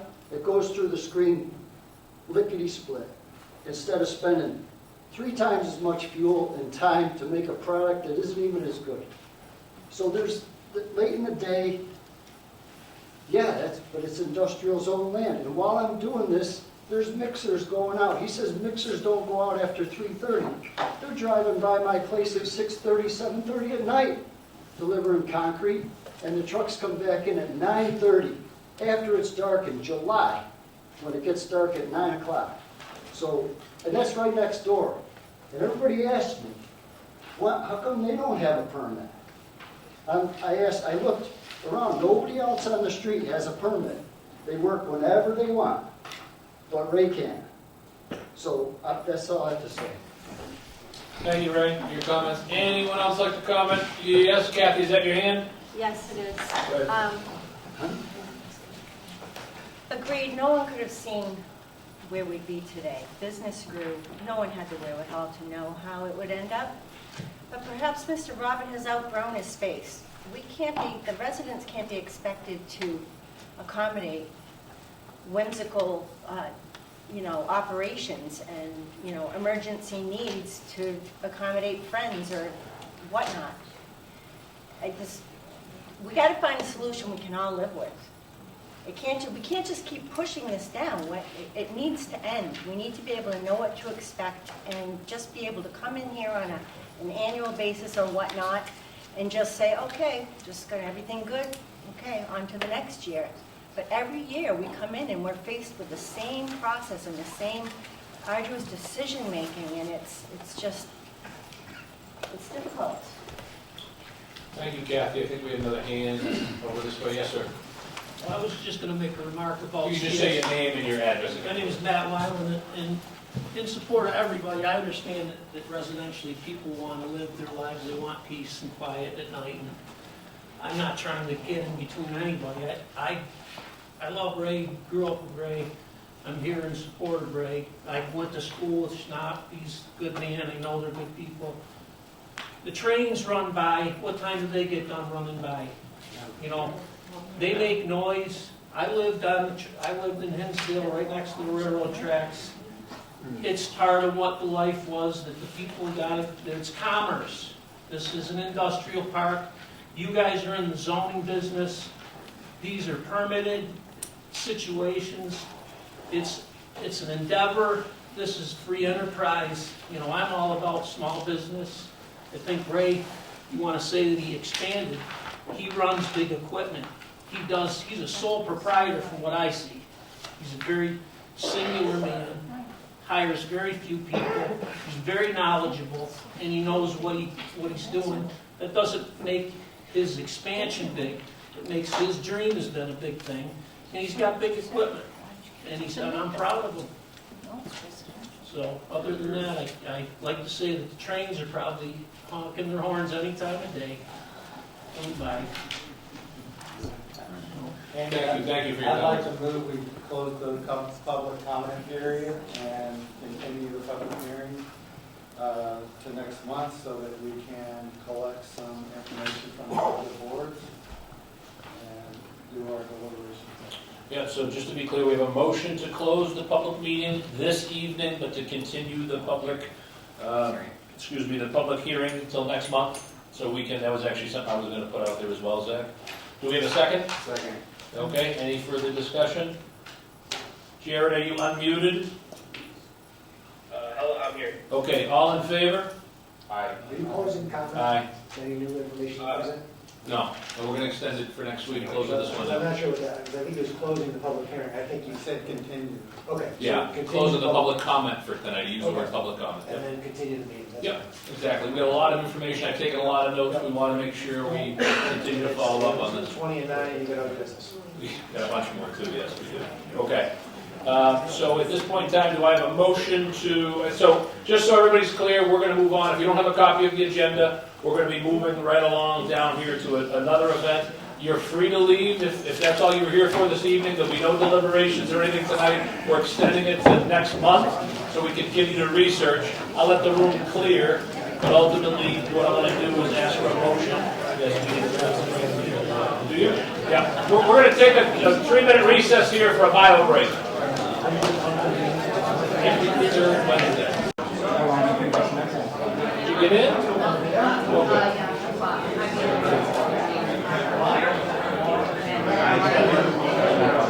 All right, you guys ready? All right, Yanko, you ready? 1 second. Yep.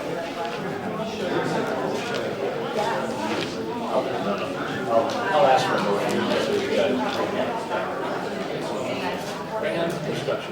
That's my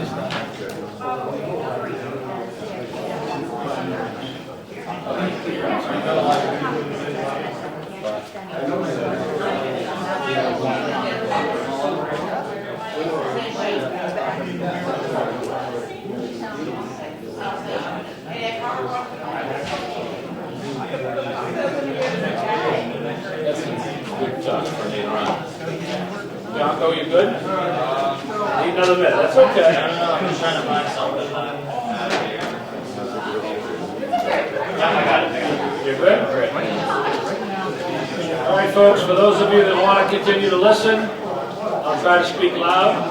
I'm going to come back in here and Excuse me, folks. Please. as long as we can hear us, that's all. I'd like to go home today. All right.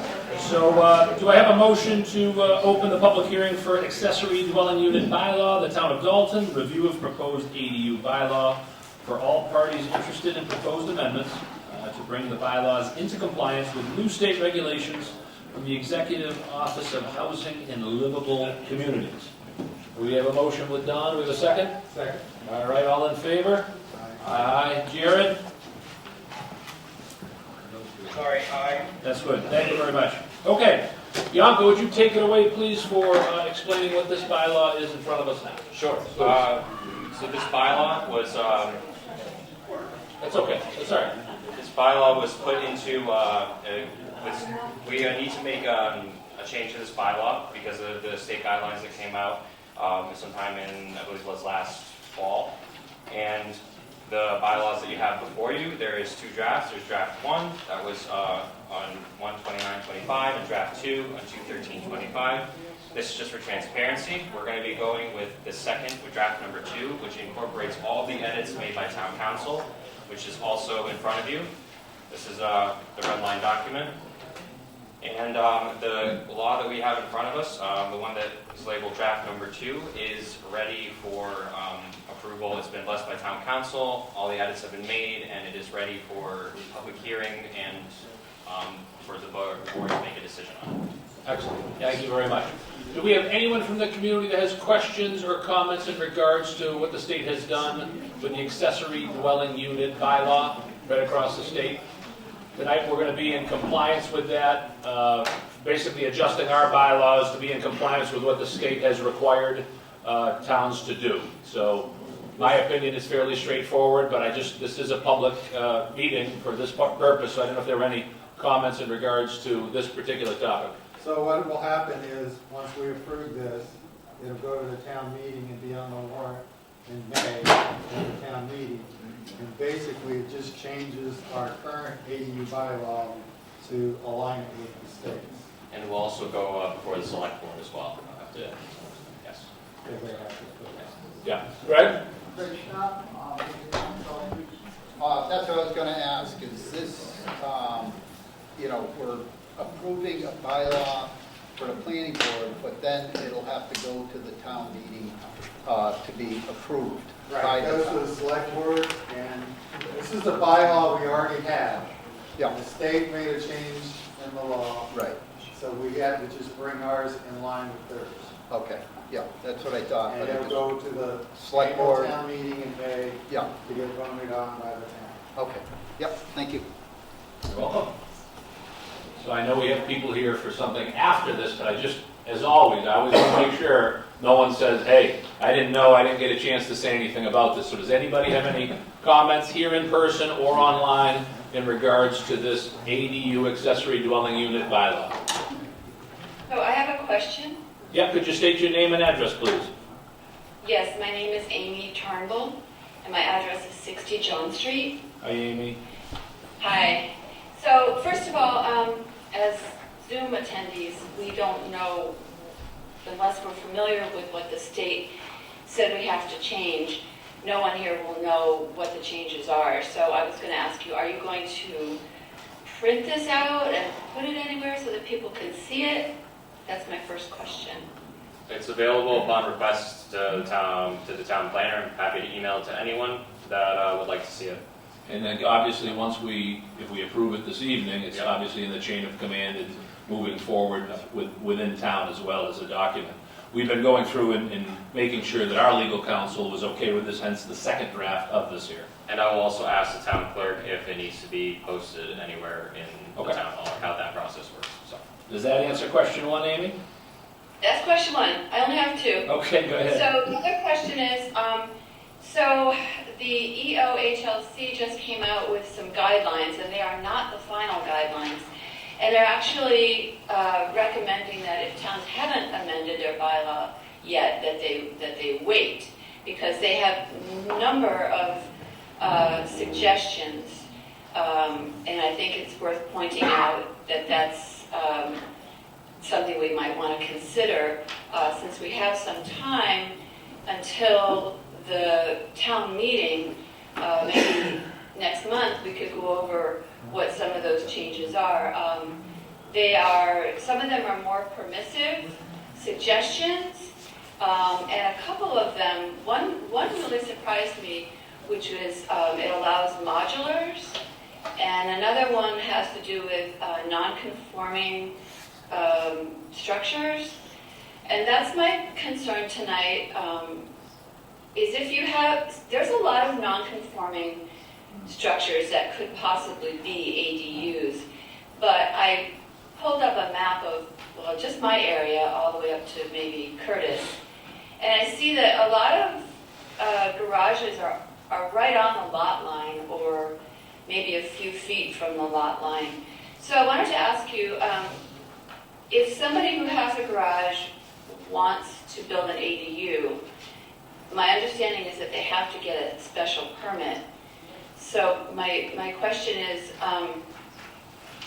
does it become the purview of the planning board to decide, yes, they can do it, or no, they can't? And what would the setback be? Because if you tell somebody that they can do it and they're on the lot line, doesn't that set a precedent for others?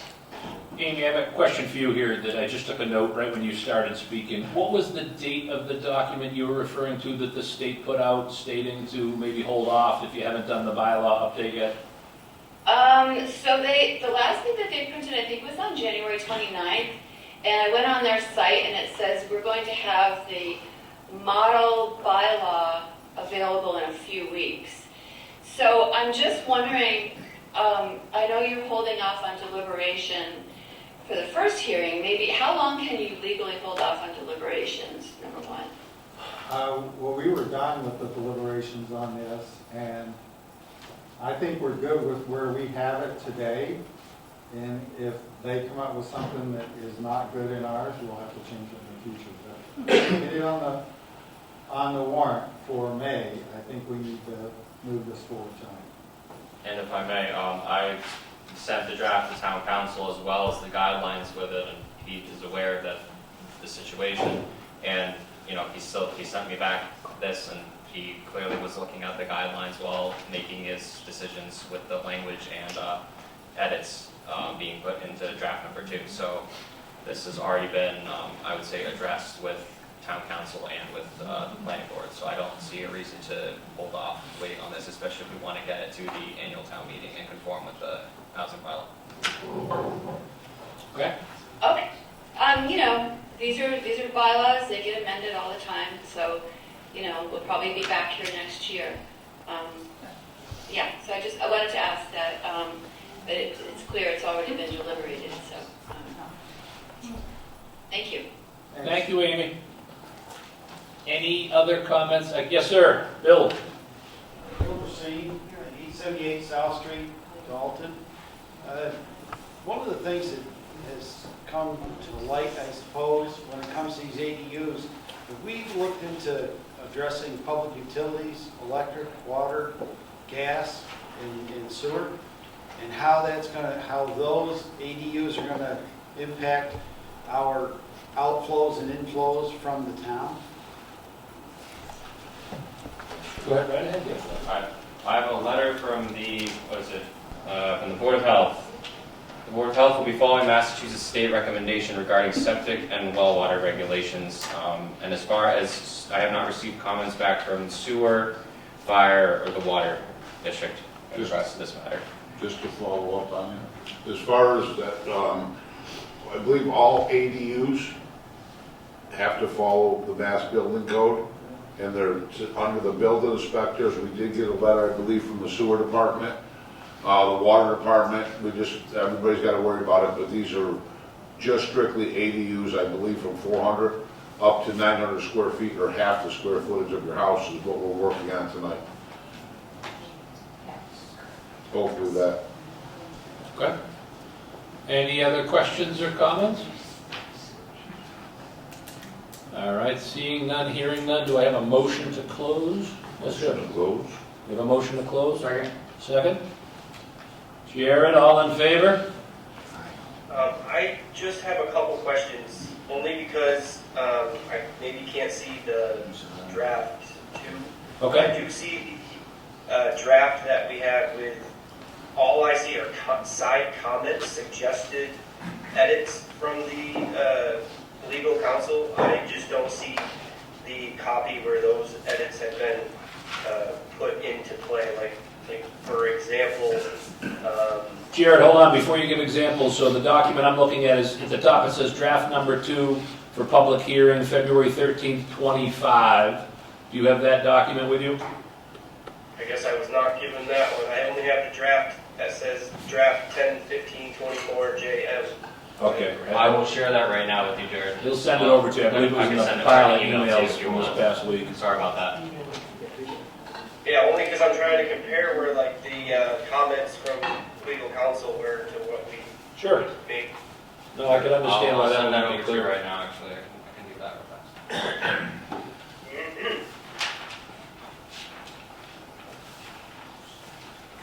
Or Jared, would you rather me screen share it with you? Yeah, we could do that. That would be faster if I could screen share it.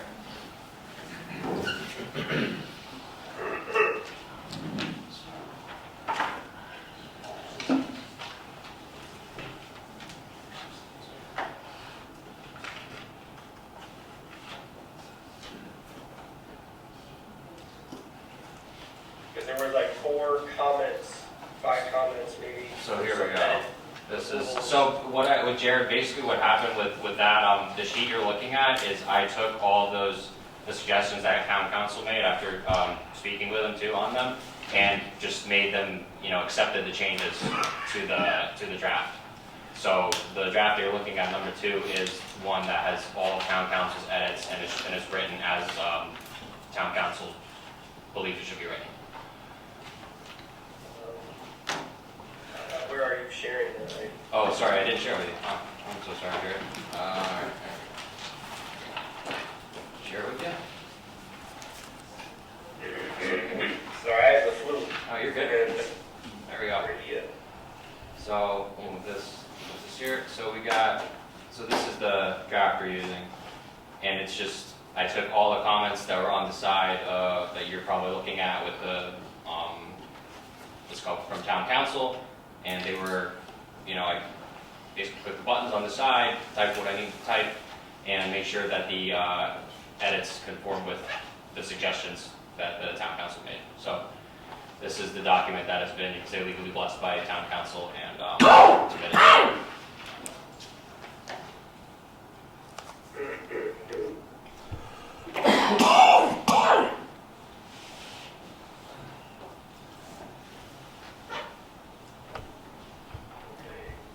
Let me know if you need me to scroll up or down.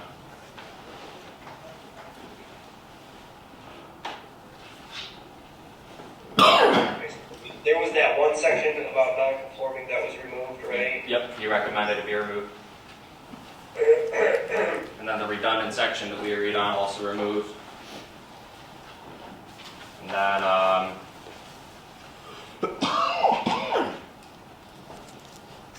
yep. Can you, Scroll down? just keep kind of scrolling slowly for me, if you would. Yep. So that's the end of it right here. Alright. If he gets me sick. I'm sorry, bear with me, folks. I'm just trying to compare here. It's okay, Jared. All the edits are in red, Jared. That was where text was made, and when text was deleted, it was just simply deleted. Okay. So we did the unaltered existing at the top there in A. Is that correct? Yep, an A, a detached unit, a unit that is part of an accessory structure, or a unit that is part of an expanded or existing primary dwelling.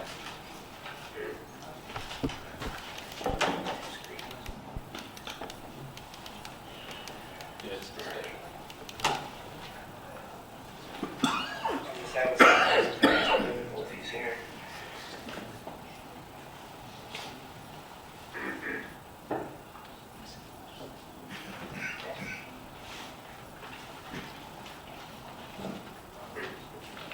Alright, I don't want to take too much time here and just silence.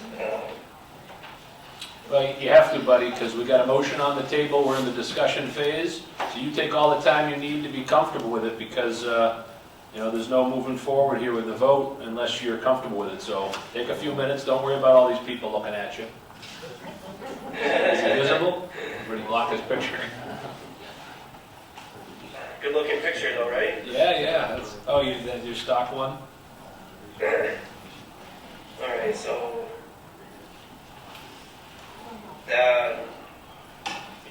section C was removed, correct? With that 350-38, that was taken out. No accessory building shall be used as living second industrial district. Night watch or janitor, you deleted that. Close it. That's at the end. Yep.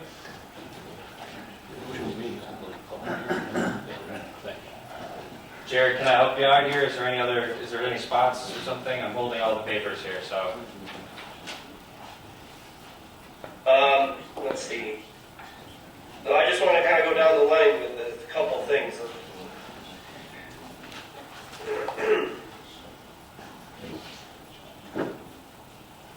So we did the unaltered in the first, right? Expanded or unaltered existing primary. Correct. Correct. Note that And Again, Jared, I don't know if you heard him, but this was approved by town council as well already. Okay, so they've already seen this then? Yes. Yeah, exactly. It was a little loud in here during part of it, but it's already been approved, and these are the cuts that Yanko made. So town council has already approved it on their behalf for moving forward. Okay. Yep. All right, I'm seeing it now. What? So G was removed right there. Yep. And the non-conforming H1. Yep, that was removed. And then the last edit was the, yeah, did you see that? And they were fine with the red ones, because those were the ones that we made, right? Yep, they were fine with that. Owner occupancy requirements. So I thought that maybe at first I thought that was redundant or could just be avoided. Is that? Nope. I feel like with that at one point. This is what I got from you. Perfect. All right, yeah, I like this. Okay. This is good. All right, so just as a reminder, Jared, we have a motion on the table to close the public hearing for the accessory dwelling unit bylaw. We've had a second. We've kind of used the discussion phase to catch you up to speed. So now we're going to vote all in favor? Aye. Aye. Aye. Any opposed? I think we got that. Okay, so what this means is we have just closed this portion of the public hearing. We're now going to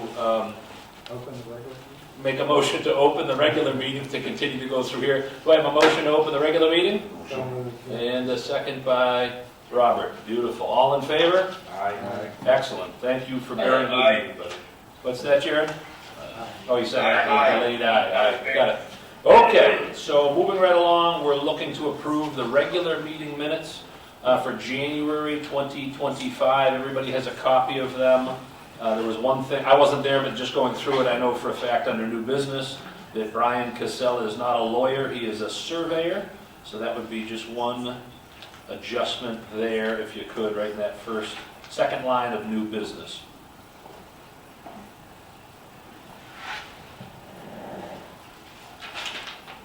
And looking for a motion to approve January 15th, 2025 meeting minutes. The people that were there, the members that were present were Zach, Jared, and Don. Motion to approve. We have a motion from Don. Second from Jared. Any further discussion? Okay, all in favor? Aye. Aye. Beautiful. Abstain. Yep, and I'm out too. Thank you, we weren't there. Awesome. Thank you very much for taking care of that. Next on the agenda, old business. Nothing is there, Yanko, so we're clear to move to new business. Okay, we have a discussion of Citizens Energy Extension request. And there is a representative from Citizens Energy here. Emily, would you like to speak? Hi, Emily. Hi. Can you guys hear me? Loud and clear. No. Great. Thanks for taking the time to address this. Citizens Energy is looking to build a solar and storage facility over on the Warren Farms landfill. We previously got our permits 2 years ago, or excuse me, in 2023, so I guess it was almost 2 years ago. And they were set to expire. We received an extension from the town last year due to interconnection related delays. We had still more delays following our meeting last year requesting the extension. And we are now here requesting a 6-month extension just to get us out of the risk period for the permit expiring prior to us pulling our building permit. The project is ready to advance. We are in underwriting right now. We have our contractor lined up, and as soon as we get closed on financing, we will be in a position to turn around and repay the back taxes due on the land, which we understand is the first condition of our permit, and we will start proceeding with our construction activities. Okay. Excellent. Any comments or questions from the board? Don? I have a comment. This has been almost a year now or 2 years, depending on how we're gonna look at it. And you're, doesn't seem like you've moved forward about anything at all, and, except try to put another extension. I just don't know if, I'm willing to, you know, I think your first two criterias of the permit, there's been ample time to do that and nothing's been addressed. And then any of the other special conditions regarding the permit are all after or post-construction. So I have a hard time with myself because you know, it's going to be just another thing down the road. I believe the condition of the permit was that we'll be repaying back taxes before any construction, before we would pull any permit from the town. So, I mean, the town will be repaid in full for the taxes to the date that we turn around and pay them. I believe, so I don't. But I believe the very first condition before you can even pull a permit, the taxes should be paid. And, you know, I think we all negotiated in good faith with this. And, like I said, this is probably, I think you would verify this is the second year. And I just don't see that there was any movement from you guys to even start the special permit, number 1 or 2. Emily, can you share any light for those else also listening here? This might be their first time hearing it, of what this process undertakes. Just a summary in what process you have made. I know there have been some delays, but I'm sure there's a few things you've accomplished since the last time we spoke. Yeah, we certainly have. We've been trying to get this project built for many years, and agree it has taken a longer time than we would like, but we are committed to it. We are ready to move forward. We, since we were here last, we had an issue with an inverter. That was why we actually requested the delay. Last year it was because the utility required us to restudy the project for the interconnection with Eversource. The inverter we had initially selected for the project was no longer commercially available. And I'd like to note that the time between our selection of the inverter and the delay in sort of moving the project forward was directly due to Eversource requiring a 2+ year study called an effective system operator study to ensure reliability on the transmission grid in the area. Not an unreasonable, study, but it just pushed our project out even longer. So that was the first issue. Once we received an extension last year, we went through and went out to bid for contractors. We received bids from several contractors. We selected our contractor. We have them on board. We have looked at our design, and since the project was initially scoped, the panel wattage has increased, so that has increased from 330 watt panels up to 585 watt panels, and there's been an adjustment to the battery equipment. Once we asked Eversource about updating our single line drawing for our interconnection service agreement, they said that they needed to restudy it again, and it took several months for them to acknowledge that there was no changes needed. So that delayed our push for financing because we needed to ensure that we had our interconnection service agreement in place. And then once we had the utility to finally give us the go-ahead, we were able to seek financing partners, and that is now underway. Just for the knowledge, we've also already put a lot of money toward this project, so we are certainly advancing it. We have paid our interconnection upgrade to Eversource in full, and they are currently going to be advancing the interconnection activities on their end as well. So you haven't been doing nothing. Is that what you're trying to tell us, Emily? No, I've been doing my best. Sometimes there's some hurdles out there that are unforeseen. Yes, such is life. Okay, I make a motion to approve the extension for 6 months as requested. Yeah, we got a motion on the table. We're looking to see if there's a second. Sure, I'll second. We have a second. Okay, discussion? Can we put a stipulation in there that in good faith, that they pay a 50% of the taxes that are due, in good faith, and make that part of this extension? Personally, I think you could. We could try anything, but right now, based on what they've been attempting to do and the headaches they've come in front of, those of us that are business owners and people that try to get stuff through, we realize things happen. I think, Emily, correct me if I'm wrong, within 6 months, you're gonna have some serious progression here, and we want to get, we want to get this piece of property taken care of and all the back taxes taken care of. So we don't want to be a hindrance to you, but obviously you can report back, if this passes this evening, that some board members are getting frustrated with the timelines. Understood, I understand. Okay. And we plan to close financing, or end of March, and probably look to repay as soon as we get our financing in place, given the large sum of back tax payment. That's where the monies will be channeled, of course, first, because that will be a gating item to getting our building permit. Excellent, thank you. Any further discussion? So if I heard that right, you're saying at the end of March, you will address those back tax payments? Just to help Don understand that. Yes, exactly. We are looking to close financing at the end of March. So again, there's always unforeseen hurdles, but that's our goal, and we want to be in construction by April. So we'll have to pull our building permit and pay the back taxes and make sure that all lines up properly. But yes, we're looking to close financing, which will allow us to repay the back taxes the end of March, early April. Excuse me. Okay, any further discussion?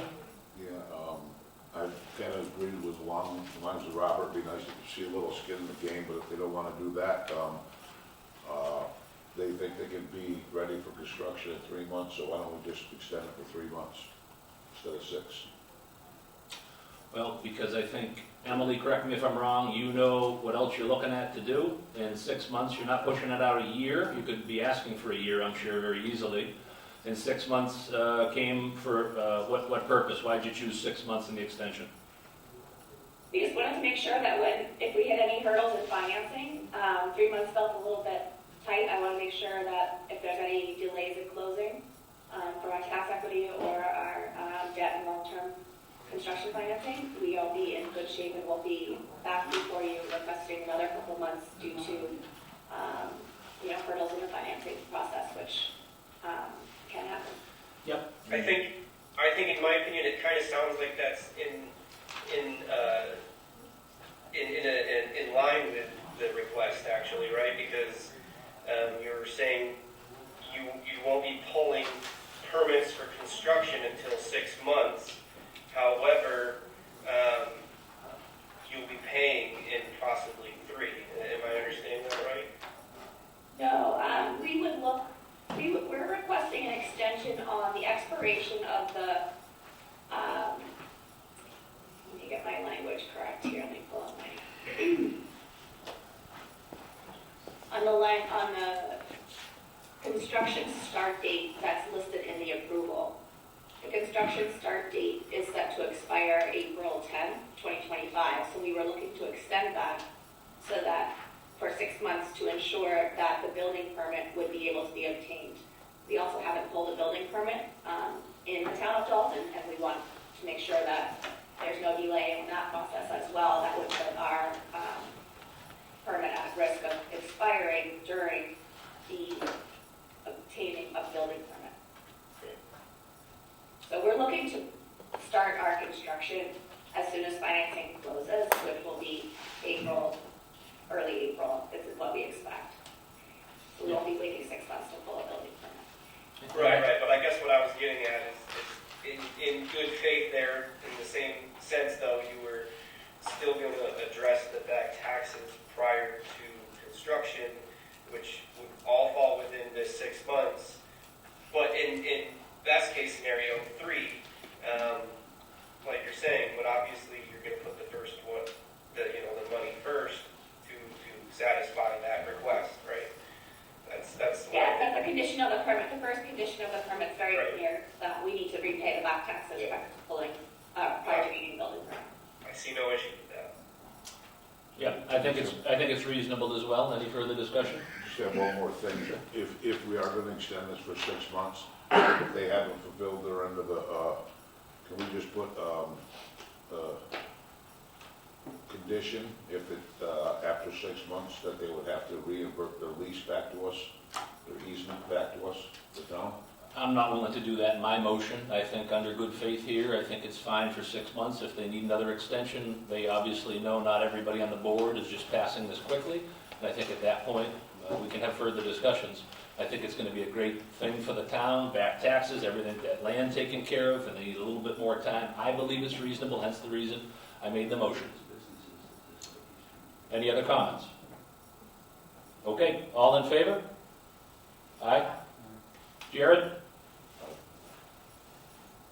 Sorry, aye. John, what'd you say?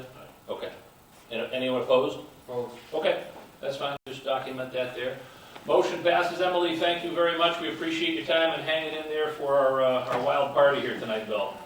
I learned a lot. Thank you everybody for your time as well and for your consideration. Appreciate it. Thank you, bye-bye. Bye. Okay. Can we move the mobile tiny house discussion consideration to next month? We definitely can. I'd like to just cover it. Amy, are you still there? I'm here. Okay, so I know you've been waiting patiently, and we still have another couple things going on here, but if we can just touch base on the mobile, or I believe it's movable tiny homes? Thank you. Yep. If you want to just give us a couple minutes right now, obviously we wanted to handle the other thing that we're in the process of, but we have not forgotten about this, so anything you'd like to just discuss this evening so we can be better prepared, because I know you understand what it's like to be here for almost 2.5 hours now, still a while to go. So I wasn't quite sure what that agenda item was. Are you going to be speaking about movable ADUs, or you're giving me the opportunity to speak? Well, I know it's something that we've covered in the past, and that we haven't forgotten about, but based on the state and everything else going on, we wanted to get our bylaw up to speed and still continue the discussion, because I know there were some heated items and concerns with some of the board members here for having movable tiny homes, tiny homes and ADUs tied into this. So we wanted to keep it on here because I knew you're still interested in pursuing something here, as some other board members might be as well. So I basically didn't want to forget about you. So basically I'm asking for a hearing. I think we've spent a year on this. I know we've spent a year on it. And it's been tabled often. I brought in a presenter. I brought in someone from the construction trade industry who manufactures tiny homes for a Q&A, who was shot down in the meeting, which was still something I'm very upset about, and I made my apologies to him. So I think we've been at it for a year, and so I think the next logical thing is to move forward. One thing that I am looking forward to with the hearing is, as part of our outreach for this, as you know, Jared and I are on a working group for this and have been for this duration. We submitted the proposal along with the ADU proposal. So you have the language. I sent it to the planner. And so we basically just need to move forward with the hearing. And I started to say that the advantage of the hearing is that it brings in all of those people that during our outreach we reached out to who did not get back to us. The town appraiser, the town inspector, sewer and water, I don't know, an electrician maybe. So we have to bring in all those people, and I am willing to go another year. Obviously, I don't have no choice because the timing to try to get this on the warrant this year is going to expire. But it's important for me. I feel strongly enough about it that that we have all those people attend. I was surprised to see that nobody showed up for ADUs for that hearing. We must have just done a really good job of reading that ADU bylaw.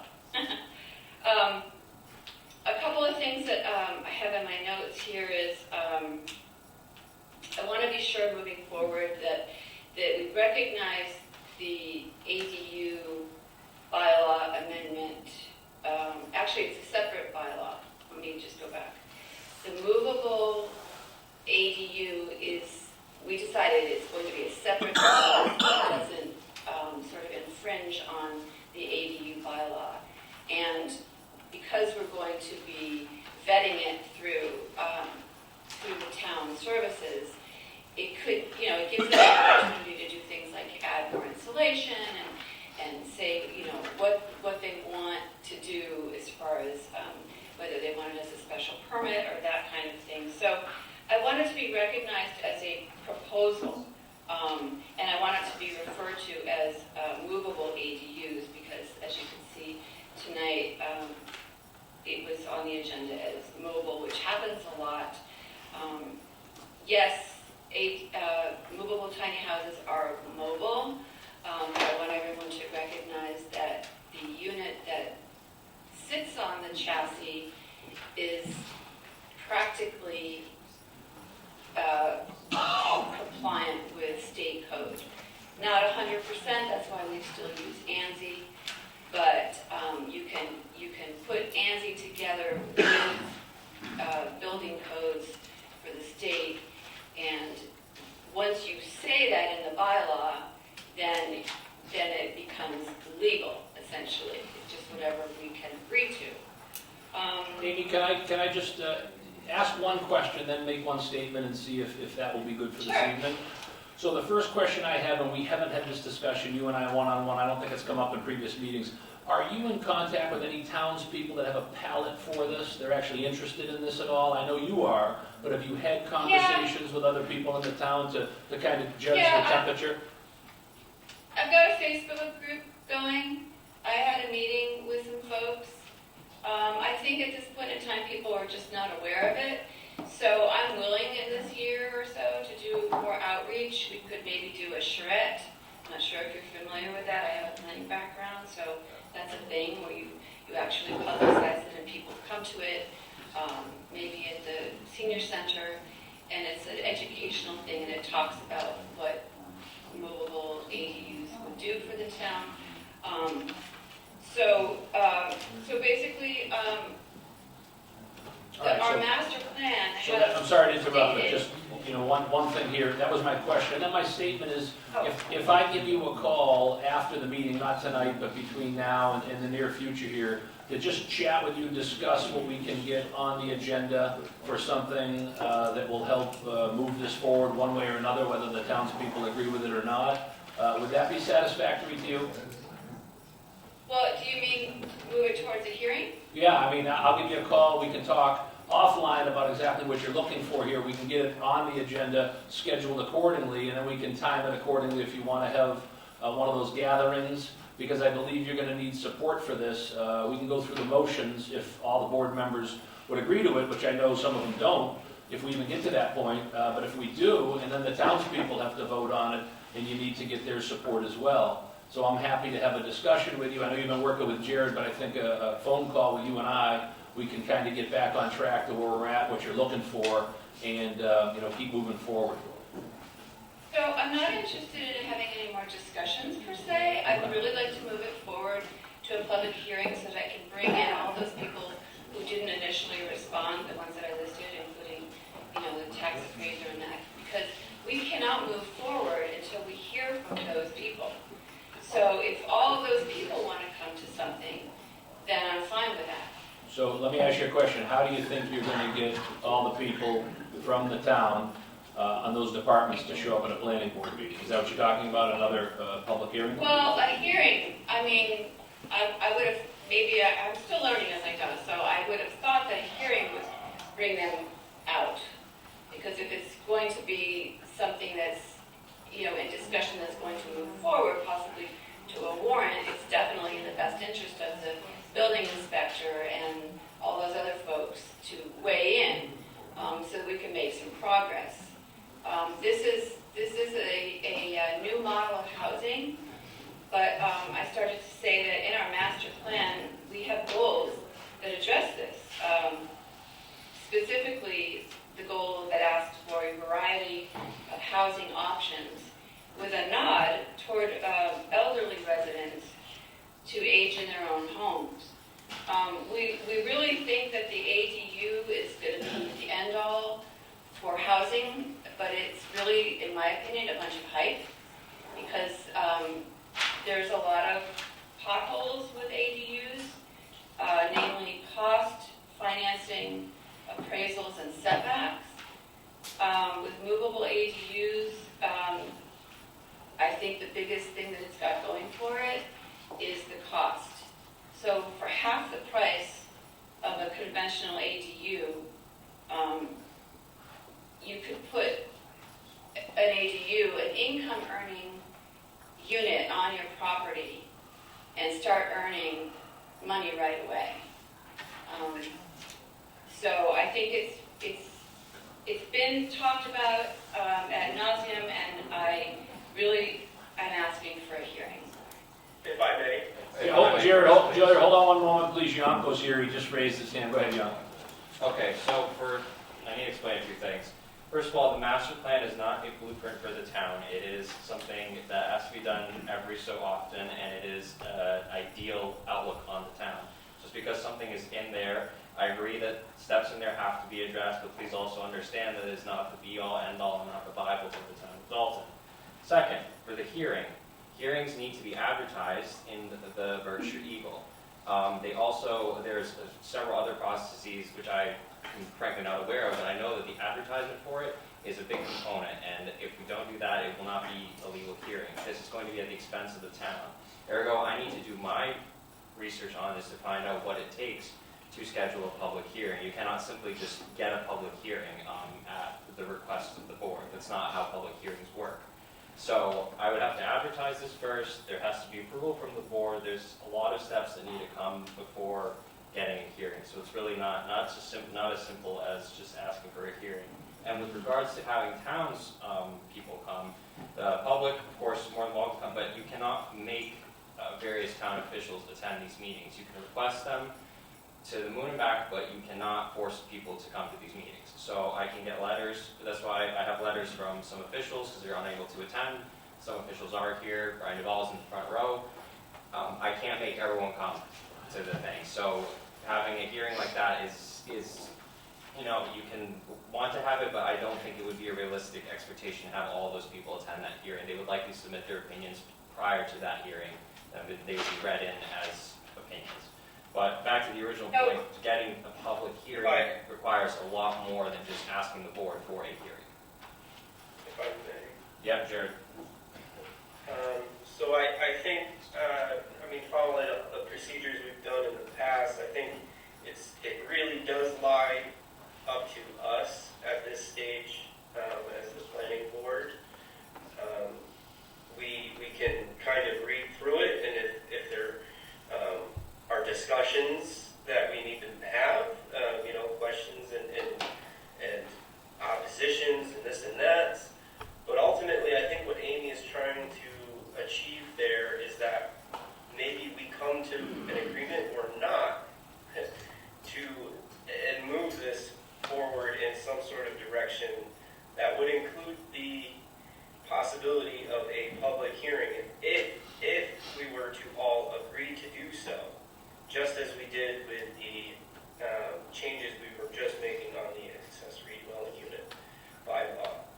Now, I will say we have had ample time to read and kind of review on our own since October the draft that was agreed upon between Amy and I to share with the planning board.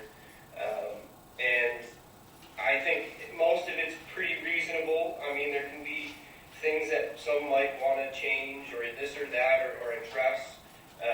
But obviously, yes, these movable units are not necessarily going to stand to as strict of building codes necessarily as we have in place for the town, which is why the ANSI and NAPTA regulations are in place for such. And I think it works a little bit in the idea that these things are movable. I just want to make this point really is I think where she was saying that the ADU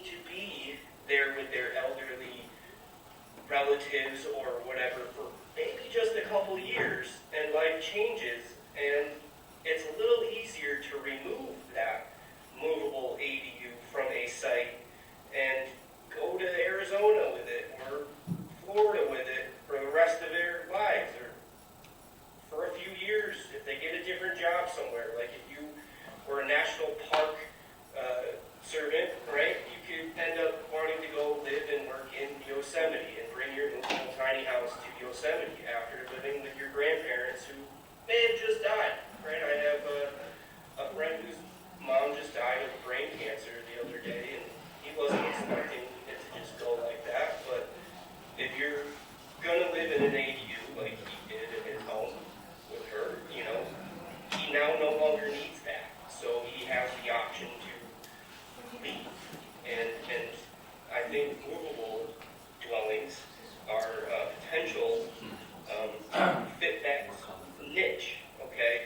And I think it should be at least something that the board, us, the five of us, are willing to at least discuss and have open mind to, and know that these things aren't just going to turn into trailer park boys or something, and just be a scar on the town. Like, honestly, these would be the least impactful, because you can get rid of them. There can be clauses and conditions that we can put, and time periods. We could even put, you know, special permit conditions where these things are renewed every 2, 5, 10 years, whatever it needs, you know.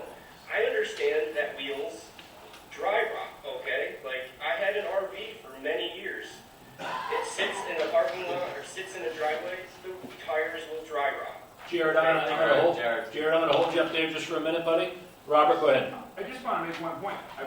This board did not say we would not take on the movable tiny houses. What we agreed to was to concentrate on the ADU, get that bylaw passed, because we had circumstances and timelines with the state, and once we got that done, we said, this board all agreed that we would then take up the movable tiny houses. So I don't feel that Amy and you have to sell us on picking up the next bylaw or the next mobile tiny house bylaw. We have already agreed to it. Yeah. It's already on the board. It's already on the table. So I just think that we move this forward and we just start the process just like we did with the ADUs. Well, that was a hearing. So the next step To be would clear, that was a hearing. if we were to agree on the language of what we have written. That's essentially the conversation we just keep avoiding. Yeah, so what I'm gonna do here now, because Amy, obviously, we went a little longer than I expected here, and what I'm gonna do is put on the agenda for next month, Yanko. We're gonna put on movable, properly spelled and articulated, ADUs, tiny homes, whatever it is, we will get it correct now that the focus, and you gotta understand, Amy, we've had a lot of other things going on here.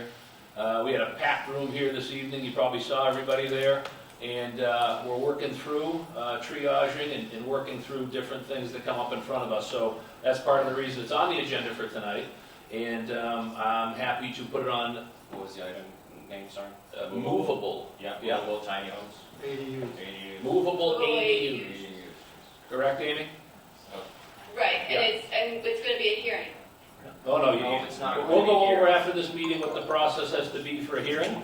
But for right now, we are going to move on because we have a couple other items here.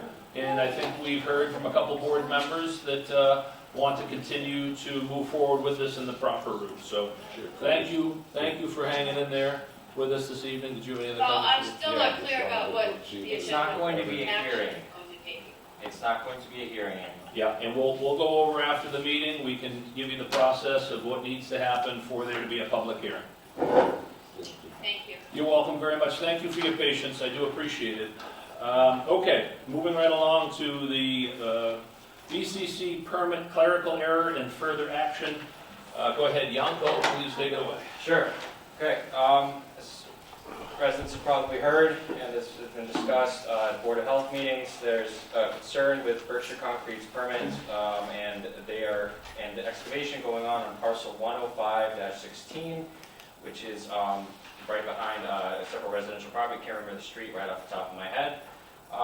And when looking at the original Berkshire Concrete permit, when they came to renew it this year in September, on their application paperwork on the front page, which is the one part of this packet that they gave to me on the front page, they did not put parcel 105-16.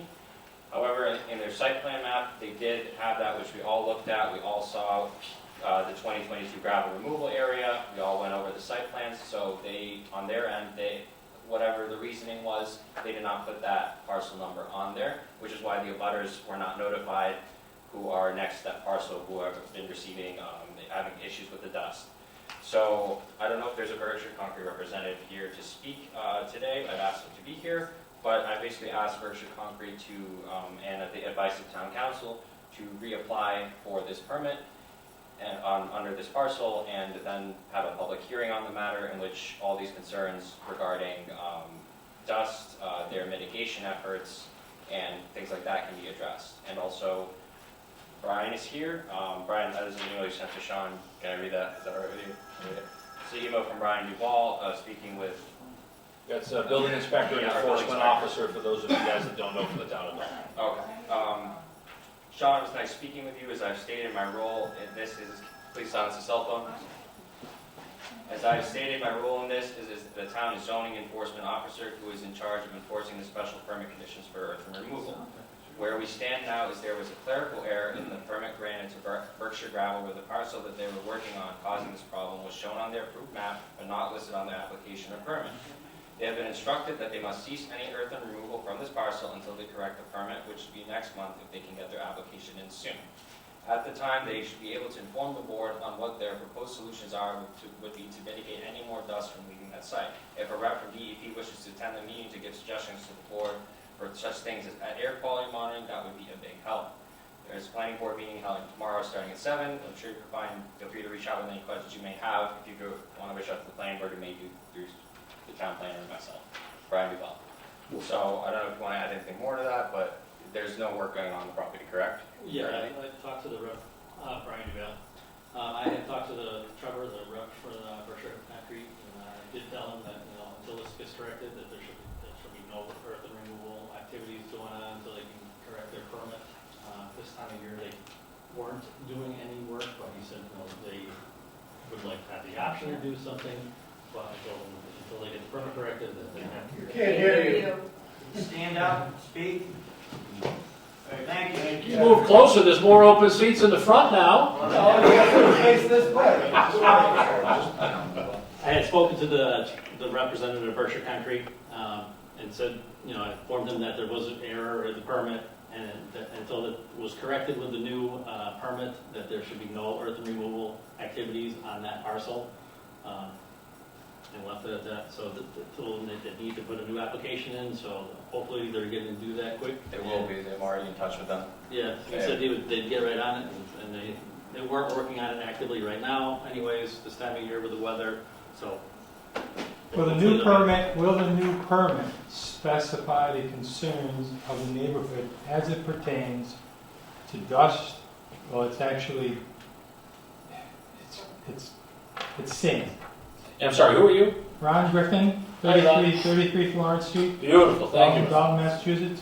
So you asked a question, let's go one step at a time, right? My question is, are they going to address the real issues, or some of the issues that we're concerned about? Yes. Relative to the health aspect, okay? Well, hold on one second. Let me just slow you down here. Everyone's been patient. We're going to give you plenty of time. We've been slowed down for the last 3 hours. Welcome to our world. Welcome to our world. So the bottom line is the permit that was currently issued, okay, just to clarify, is there anything in it that has to do with the dust? The permit that was currently issued, yes, there is. I believe there is a clause on the back if I have the permit with me. And the reason I bring that up, Ron, is because like with Ray Roberts' permit, you just sat through this tonight, the same thing's there, because this is, we understand during operations like this, something that can become a problem. Correct. Okay, so the current permit has it in there, another similar one you were just had to hear tonight, that was in there, and obviously moving forward, there's gonna be a public hearing for this next portion, and you will have the ability to come in and make sure that all of that is in there, because you're abutters and that's it, yep. Roadways and mineral piles shall be watered or otherwise treated to prevent dust from being carried beyond the Berkshire Concrete property, Corporation property lines. I cannot see why that would not be in the new permit conditions. Yeah, so that was first question. I know you have more to say, but I just want to handle it one at a time, especially as we get later in the evening here. Yes, sir. Randy Thomas, 180 Raymond Drive. Hi, Randy. Hello. I just had a follow-up question for Mr. Duval. I know the town planner read out that, I don't know, was it I'd like to know, was it an email or was it a letter that was sent? Email. I'm sorry? Email. Okay. And Mr. Duval, did Berkshire Concrete acknowledge your discussion in your email? The email in reference was actually to DEP. That was a representative DEP. They were trying to put together a meeting, even though DEP has said they have no responsibility for the dust. They're in charge of machinery and the noise, but they were happy to work with the Board of Health for suggestions. And I assume that there's going to be something drafted from the Board of Health at the planning board meeting suggesting certain things like maybe some air quality testing at the site line, just stuff like that. The conversations I had with Berkshire Concrete were on the phone with their representative in person, so I told them directly that no works, and they were fine with that. That's just what I want to follow up on. So as far as I'd like to know, how officially were they put on notice? Did they acknowledge it? I mean, I appreciate your efforts in speaking to them. We all do. With, cease and desist until this can get ironed out. But I'd like to know, and I was did they receive hoping a letter? Was it acknowledged? I was hoping that he would be on the meeting. I'm here. Oh, you're There, right. there he is. So have you acknowledged it? Yes. Yes, we acknowledge it. We're not doing any work. So if you could just stand up, say who you are, and so everybody can hear you here, because I don't My think... name is Trevor Legion from Berkshire Concrete. We're not doing any current mining on the property. We're aware of the situation. We're addressing it. We're in the process of putting in a new application and following all the proper paperwork. So I was at the meeting the other night and you talked about the trees that were taken down. Do you still have a vegetation barrier between you and the residential property?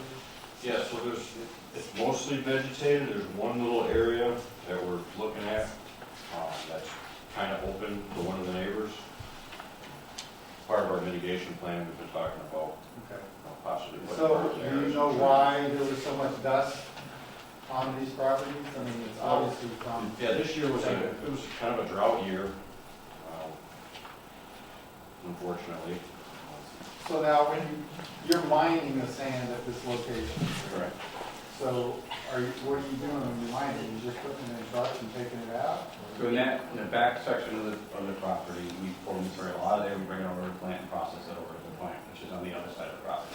Can everybody hear back there? No, they can't. Sorry, just so we can resolve this, because I know we're almost there with In the it. back section of the property is where we're digging what we call bank run gravel. We pull the bank run gravel out of the earth, we bring it over to our plant, which is on the other side of the property where it's processed, which we make sand and stone.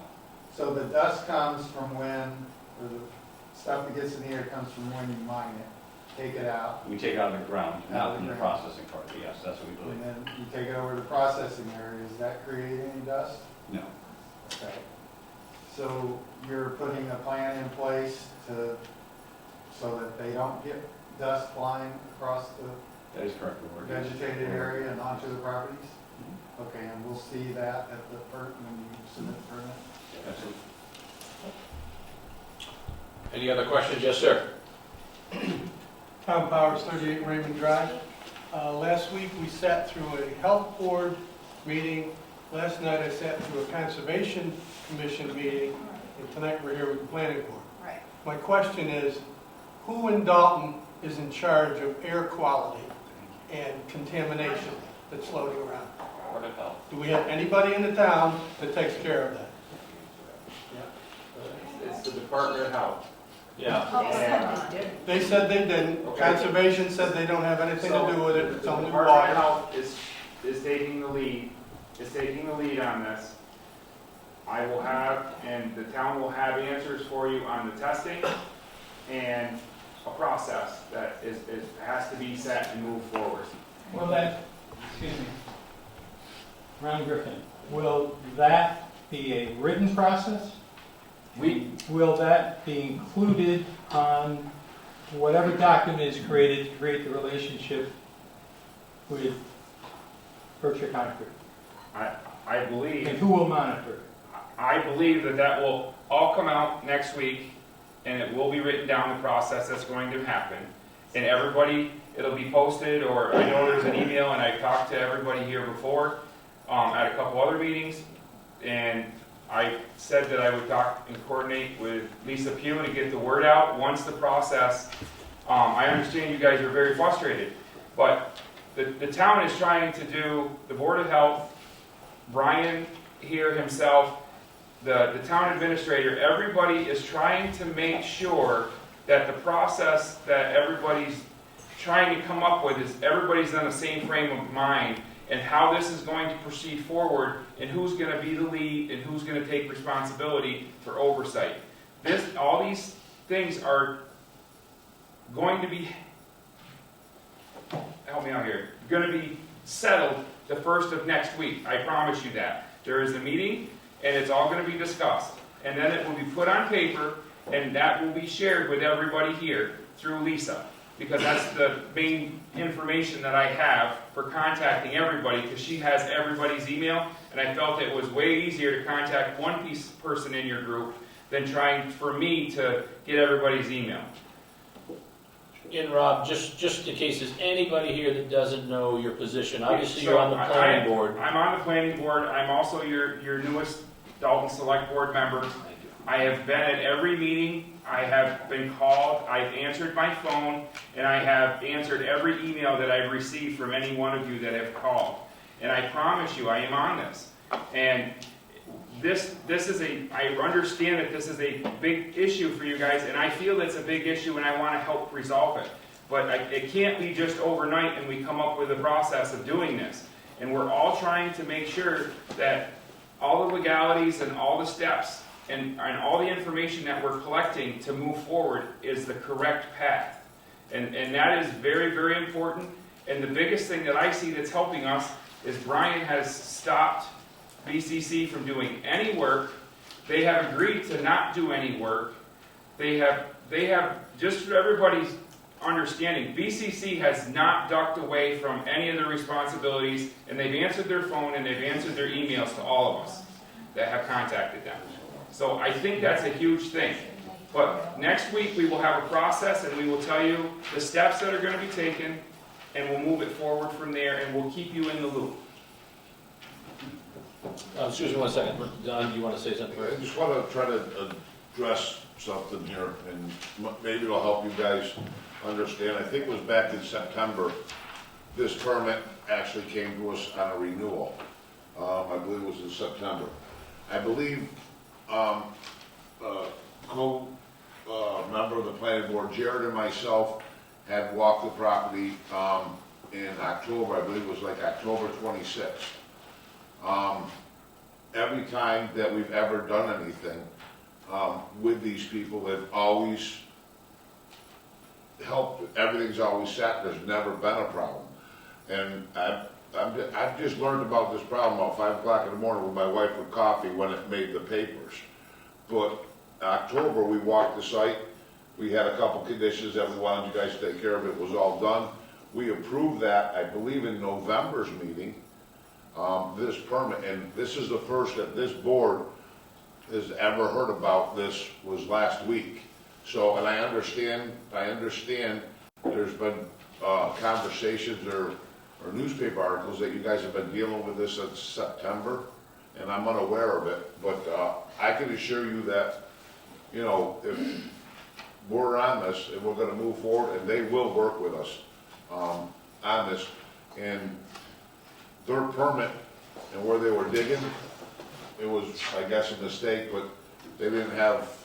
There's a clerical error since 2022. Clerical error. Since 2022. Yeah, it was on the map, just not laid out in the first page. It was approved in 2023, when we submitted in 2024, we just followed the same permit, put the same one in with the same clerical error on it from the past 2 years. Yeah. It's really just an oversight. Okay, ma'am, that's good. Hi, my name is Sue Person, 30 Florence Street. I think one of the things that has frustrated a lot of us is that we have had the feeling that whichever board we're talking to at any given point is not communicating efficiently with the other boards. And we get confused. We don't know who does what. It'd be like if I walked into GE and said, well, who does this? I don't know. Who does that? Well, I don't know. Talk to John, and we don't know that. So we appreciate your time and, your willingness to kind of guide us, especially Robert, in a direction, and to know that there is a contact person now. That's very helpful. The email that we've been getting from, ours came from Michelle Katie, that's helpful. And to know that now, it's obvious you guys have talked to the health department. We felt when we talked to the health department last week, it seemed like, well, we don't do that. Oh, we don't do that. Well, No, there was some clarification for enforcement, and I think I had a very good conversation with Brian this morning. I'm on this, trust me, I ask questions every day to people. I had a very good conversation with Brian this morning. It was implied that Brian had known about this since September. And Brian was concerned that he missed it and or had not received it, okay?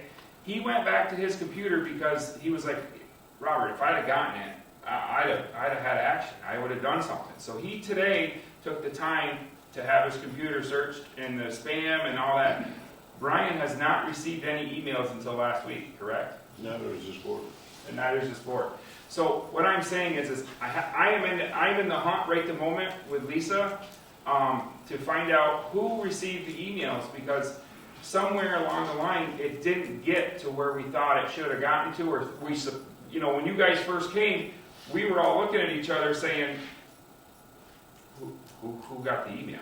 And we're still trying to figure out who got the email. Sure. Go ahead. Can I go ahead? Yeah, yeah, go ahead. Hi, I'm Lisa Pugh, 140 Raymond Drive. The emails, I'm not sure. We weren't actually aware of the situation until a few weeks ago. We have noticed a lot of dust on our property. We didn't connect the dots that there was digging going on a block and a half away. And that's because we were not notified. So I want to thank you very much, Robert, because as soon as I reached out to you, you responded immediately. Brian has been, so responsive. Thank you very much. And also to our town planner, thank you. It has only been in the last few weeks that we've been aware of where the stuff was coming from, Us too. what the situation was. Right. So I guess I want to, thank everyone for jumping on this. However, my frustration is that it should not have been an issue to begin with. We were not notified. So how do we know what we don't know? According to the map submitted by Berkshire Concrete with their permit application, they've been digging in lot 105-16 since 2022. It is now 2025. Abutters were never notified. Even though according to the most recent application, Berkshire Concrete did pay for 19 abutters to be notified. Where did those letters go? That didn't happen. The omission of the proper lot not being identified on that permit approval paperwork and failure to notify abutters for successive years cannot be termed a clerical error. This is negligence. This is not a clerical error. This has been years, several years. Because abutters were never informed. We never had the opportunity to respond and hopefully prevent this situation, which is now negatively impacting our legal rights to clean air. We were denied due process of law. We have now endured conditions that are in danger to our health. I know we're awaiting testing to confirm the presence of silica. Even if silica were not present, that would be wonderful. But the inhalation of fine particulate matter is a serious health concern. So much so that it is regulated by the Clean Air Act and the EPA. This is not us just, being upset about some dust we have to wipe off of our decks. Berkshire Concrete claims to be following the conditions of their permit. At the same time, they claim to be coming up with a plan to mitigate the dust. Those statements were both made publicly at the Board of Health meeting on February 12th. Those are incongruous statements. They simply cannot both be true at the same time. You cannot follow the plan and the permit while also coming up with a plan. Because in the permit, it clearly states, roadways and material piles, this was read earlier, shall be watered or otherwise treated to prevent dust from being carried beyond the Berkshire Concrete Corporation property lines. So if you are adhering to that in the permit, how are you now just hearing and coming up with a plan? Two things cannot be true, polar things cannot be true at the same time. It is not incumbent upon us to file a complaint and then have you react. It is their responsibility to prevent. Berkshire Concrete has already been found guilty through the DEP of violating Wetlands Protection Acts for unlawfully taking down trees. They admitted, yes, last week in a public forum, they do not do any kind of PPE or anything, which I believe is an OSHA violation. What makes us think that they are being good corporate citizens and good neighbors? So here we are now. We're imploring you to deny any future permits for parcel 105-16. A simple fact that it's in close proximity to a residential neighborhood. It renders it unusable for industrial purposes. You apply for a special permit every year. This is not an industrial spot. This is zoned residential agricultural. They have been on the other side of the ponds, very far away. They're now wanting to come closer. We didn't know this. It's been going on since 2022. We didn't know. Why would that have been approved when you knew that they were coming up along a neighborhood, planning to go all the way down along behind that neighborhood? Why would that be approved coming that close? It really just astounds me. This concern is not arbitrary or capricious, which was mentioned earlier with the other issue. To follow the rule of three, this excavation is a danger to our health. It violates the town bylaws, which give residents a right to enjoy their own property, and it will affect our property values. Please keep in mind that if our property values are affected, so will town revenues be. So my question to the planning board is this: can you please present your arguments for allowing Berkshire Concrete to continue excavating behind a neighborhood and explain how that benefits our town? And I also want to say to anyone here, if you did not have a chance to sign up for the email group, there is a sign-up sheet back there. We've already collected a lot of signatures, but if you have not been getting any emails, please sign up, take a minute to sign back there, or contact us if you know of other neighbors who want to get onto that email list as well. Thank you. Thank you for your time. Thank you. Yes, sir. Two things out of that. Yeah, I think the first being that Who? that Can you state your name and address? Mike Van Dusen, 120 Hale Street Extension. So the first thing is, you mentioned that the Board of Health is the oversight body in town who's going to be managing this. This particular issue is, Okay. they're going to Have they publicly said that is the case? No, we have not, because there's a meeting coming first part of next week that all this is going to be set up into a process, and we will then let everybody know how it's going to move forward and the testing and all that. Because I think us as citizens would feel better if we knew that one of these boards was taking responsibility for this issue. At this moment, until we have that meeting on the first part of next week with DEP, town representatives, and Brian and myself will be there. At this moment, I feel that Department of Health will be taking the lead on the front end of the health issue. Brian will be taking the lead on violations. And so that meeting is happening next week? Yes, and it's not. Okay. When is it going? It's going to be Monday or Tuesday of next week.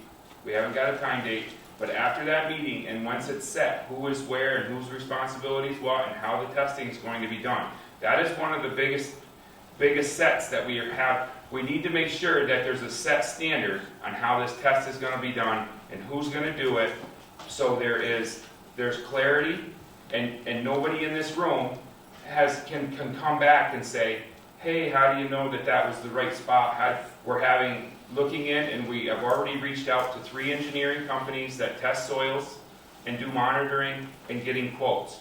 That is already in motion. So next week's meeting will then set the groundwork for how that is going to proceed forward, and how the DOH is going to oversee with the overlap of our building inspector and overlap with this board. And so I can't give you any more information than that, because I personally don't know how the roadmap is going to be laid out yet, until we get down and everybody sits down and says, hey, we need you to do this, we need you to do that, and DEP and an engineering firm says this is how this process is done for testing air quality, this is how you test the soil, and we'll lay all that out. I'd like to think that we'll get an email together, or I'll send an email out after that meeting and let everybody know there's a plan being put together, and once that's put together, I don't know how well the timeline will be, but we can give a projected, we already have numbers from engineering firms coming in for quotes. So that, we're already ahead on that game. So once all this gets laid, we can then lay out a timeline for you folks that are, very concerned as I am. But once we have that, I think everybody can, everybody wants this dirt tested. Everybody wants the health monitors. We just need to know how to get there. And we're going to sit down as a group professionally and lay out a constructive roadmap. If I may, I wasn't quite finished yet, but no, I appreciate that, truly, and that statement alone, I think, does help us feel like the boards in this town are, representing us as citizens in that way. So again, I appreciate that. As far as due process goes, again, as we heard, that this has been going on since 2022. I have my son, who's 10. He's got a friend of his that lives on that backside of that road right there. Closest houses to this issue. 2 kids, 10 and under. They have health issues, pneumonia, sinus issues. I'm not sure if it's related to it. That's not what I'm saying. But it's just to express the urgency of the situation to you guys, and what I would request, and I think again would help us feel more at ease with it being in good hands, is the Board of Health willing to have a meeting before their next meeting in March? Because I think that is definitely due as a special meeting for this situation. I personally cannot speak for the Department of Health. Understood. But I can suggest to Agnes and the Department of Health that, hey, once we get a roadmap together, can we have another meeting, or do you want to wait till the next meeting? I will definitely bring that to the attention of the Department of Health. And Brian's here tonight, and just so you guys know, Brian, as soon as he found out, he's been on it, and I want to make sure that you guys know that I know that there was a comment that there was an email sent in September.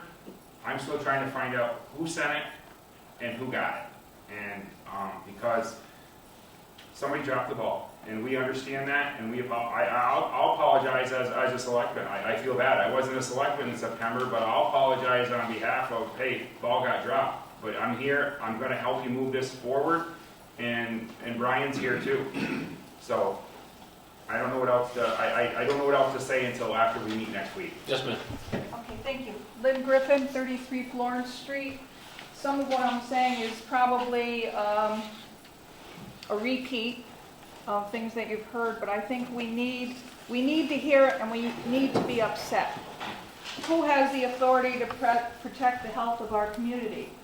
The Dalton Board of Health were contacted on January 9th, and then you wanted to know about September, and you didn't have an email about the sand that was in the air on September 9th. was it September 9th? No, the end of September, it was just before voting. Wasn't the 27th that was mentioned? That was when Ron, my husband, Griffin, went in and talked to the town manager.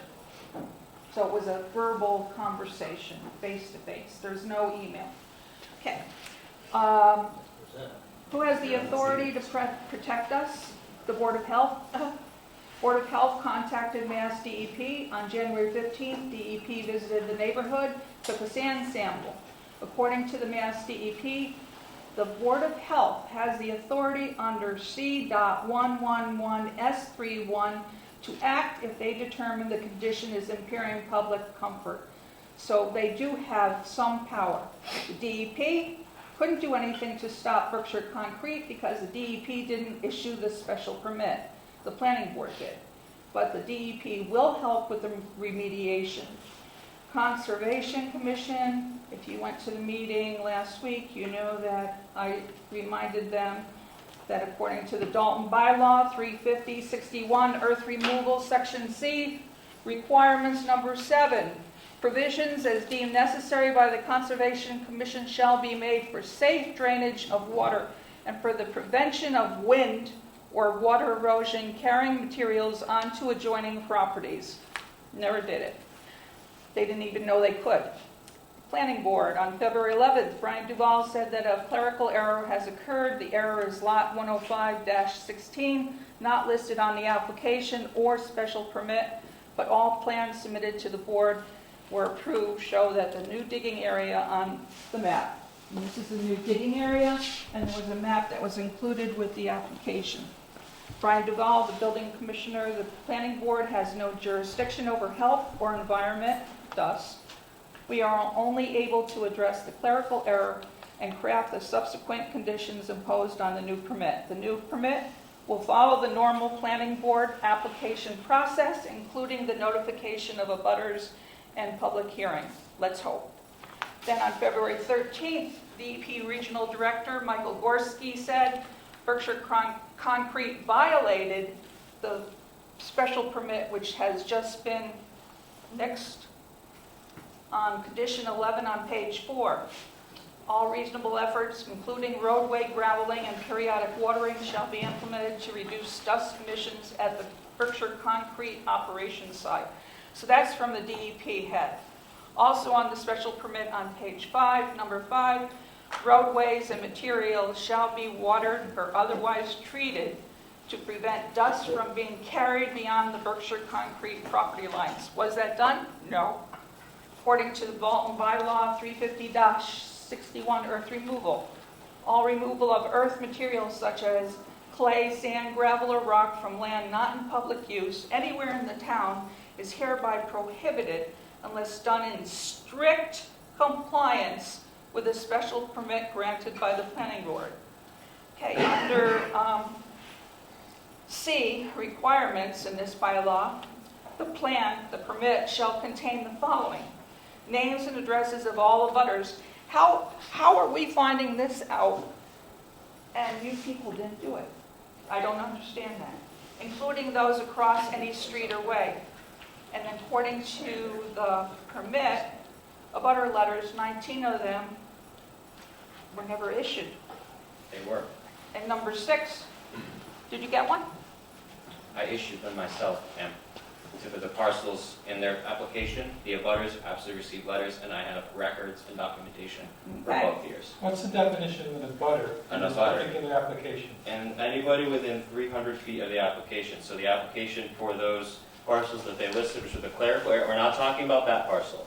Talking about the parcels that, the 19 letters that were supposedly never sent out for the application, which was stated before. I did send out letters for parcels 55.1 and parcel 3, which they applied on, not for that parcel because they didn't put that on their But application. aren't we discussing the special permit that includes this? We were discussing earlier that letters for abutters were not sent out for the application permit, when the way I understood it was the full application permit with the first two. We're talking, this is the big dig right here. I understand that. This is the special permit we're talking about, which you are now, There's no, I don't, if I'm right about this, and please bear with me, because like I said, we're trying to learn about this. This permit was an extension from 2022, 2023, 2024, now 2025. Yes. We're under the assumption, you can see that the DEP, we have built-in things in the special permit. We might be able to sell you a gun, but we can't stop you from pulling the trigger. They had things that probably got overlooked, but the conditions are in there that just didn't We get know the done. conditions are there, but they weren't monitored. Please let me finish.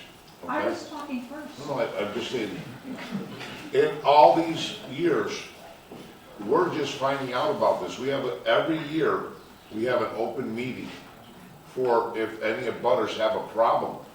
This is the very first time, except for 2 years ago, that was a traffic issue on High Street, that we've ever had a problem with this permit. Where they were digging now, we didn't approve where they were digging. It was not part of the permit. Am I correct on that?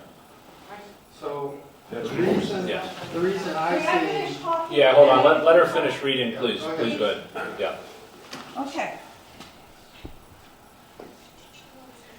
Area, this is under C, requirements of the bylaw. Area of excavation shall be established by planning board.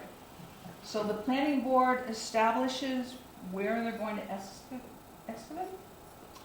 Does this mean that the planning board established the new sand mine in lot 105-16, which will be moving northeast,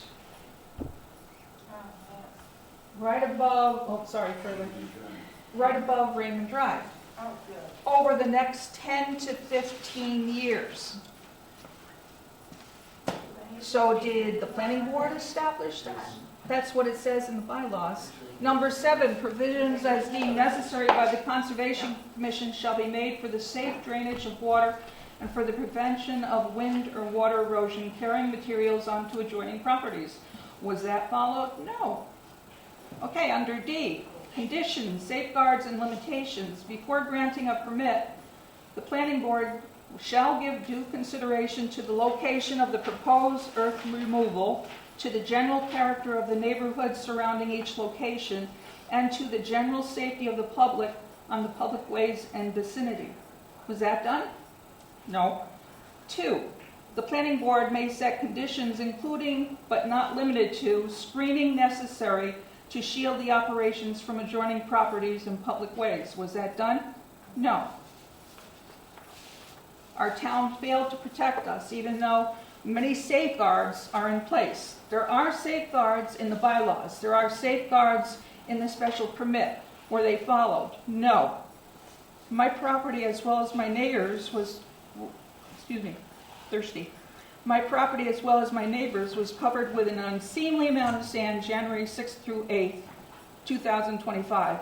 Mr. Lee just said that at the Board of Health meeting on February 12th, that Berkshire Concrete was digging on lot 105-16 from early to mid-January when the complaint was lodged, and it will resume operations once the weather changes. The new sand mine on lot 105-16 is located northwest of my neighborhood. There's a new sand mine. Here's my house. This is my immediate neighborhood. I walk the dogs here on Raymond Drive. When a strong wind For the blows. board's purposes, this is a Google map. The photo was taken on To November 20th, 2024. October, wasn't that the October 22nd one? no, but the No. map was done in November, from November, okay? So The new dimensional- sand, But we want her to I'm continue to finish. I don't want a domestic here tonight as well. I know you're married, but I don't want, that's, go on, Lynn, go ahead, thank you. the new sand mine on lot 105-16 is located northwest of my neighborhood, and when strong winds blow from the north, when strong winds blow from the northwest, they go right into my backyard and my neighborhood. We get sand. The sand hasn't been tested yet, but research shows Silica sand is the key ingredient in concrete. Concrete contains 20 to 40% silica. Silica strengthens concrete by forming dicalcium and tricalcium silicates. Silica makes concrete denser by increasing dry density and reducing the porosity. The above facts came from mine@.org, a database of minerals. Concrete, this is from the National Institute of Occupational Health. Concrete contains 20 to 70% silica. Sand contains 96 to 100% silica. We are adults, children's pets that should not be subjected to this dust pollution. Silica can travel more than 2,400 feet in the American Legion baseball field and stay airborne up to 12 days. If the planning board approves a new permit from Berkshire Concrete, are they going to make sure that Berkshire Concrete follows the rule of law? There are laws, they're good, the bylaws are good, the laws in the special permit were excellent, but they're not enforced and they're not followed. So thank you very much, and I appreciate the time you put into that. So a couple quick questions I have, just clarification-wise. The way the special permit's set up with all those rules, they can only be enforced upon a complaint, right? And what we're talking about is, I know Ron called me a number of days ago, right, Ron? That was the first I heard of it. Berkshire Concrete, you guys have any idea, not to put you on the spot, when the first time you heard about there being an issue with any sand coming off the property? 3 or 4 weeks ago. 3 or 4 weeks ago. 3 or 4 weeks ago. Okay, so again, we're just talking about timelines and reactions for this, because you're absolutely right. The special permit and the permits, they have rules in there, but only when there's an issue that a neighbor calls and says there's an issue. You heard it earlier with Ray Robert. We're having an issue with noise. Ryan gets notified as the enforcement officer. He goes down. He's very good at what he does. Our history with Berkshire Concrete is very solid in town amongst the time I've been here. So we're talking about a fairly short time frame that the issue was, that I could hear from everything you said, Lynn, and everybody else that spoke tonight, on when the report was actually made, right? Am I hearing that correctly? I'm sorry, I was looking for, I apologize. Yes. It's okay. Yeah, I mean, this hasn't gone on for 8 months, 2 years. Someone said something recently, Berkshire Concrete was just notified 3 to 4 weeks ago. You're hearing that correctly, that it hasn't been in the last few weeks. There's been dust for a couple of years. Okay. We didn't associate it with that because we didn't know that they were in such close proximity to us. Okay. We attributed to, like they said, it's been dry. It's, you know, that kind of thing. We didn't realize the proximity until Sure. we went for a hike. So, but it's not that, nowhere in the permit does it say these conditions apply if there's a complaint. These are conditions. Sure. Period. Do not say there has to be a complaint first. That is not, because that's not what it says. I'm getting a timeline. I'm getting a timeline. Right, a together here timeline, so but I you can said we had to understand. complain before they had to comply. Correct. That is backwards. They have to comply. Yes. If after they have been complying, there is still an issue, yes, well then you have to continue to address that. They have to comply first. I don't think anybody's doubting that. There's nobody doubting that here at all. But we So did- I'm going to continue to move on for more comments because at this point, Okay. it's after 10 p.m. Yes, sir. Go ahead. Yeah, Dave Pugh, 140 Raymond Drive, husband of Lisa.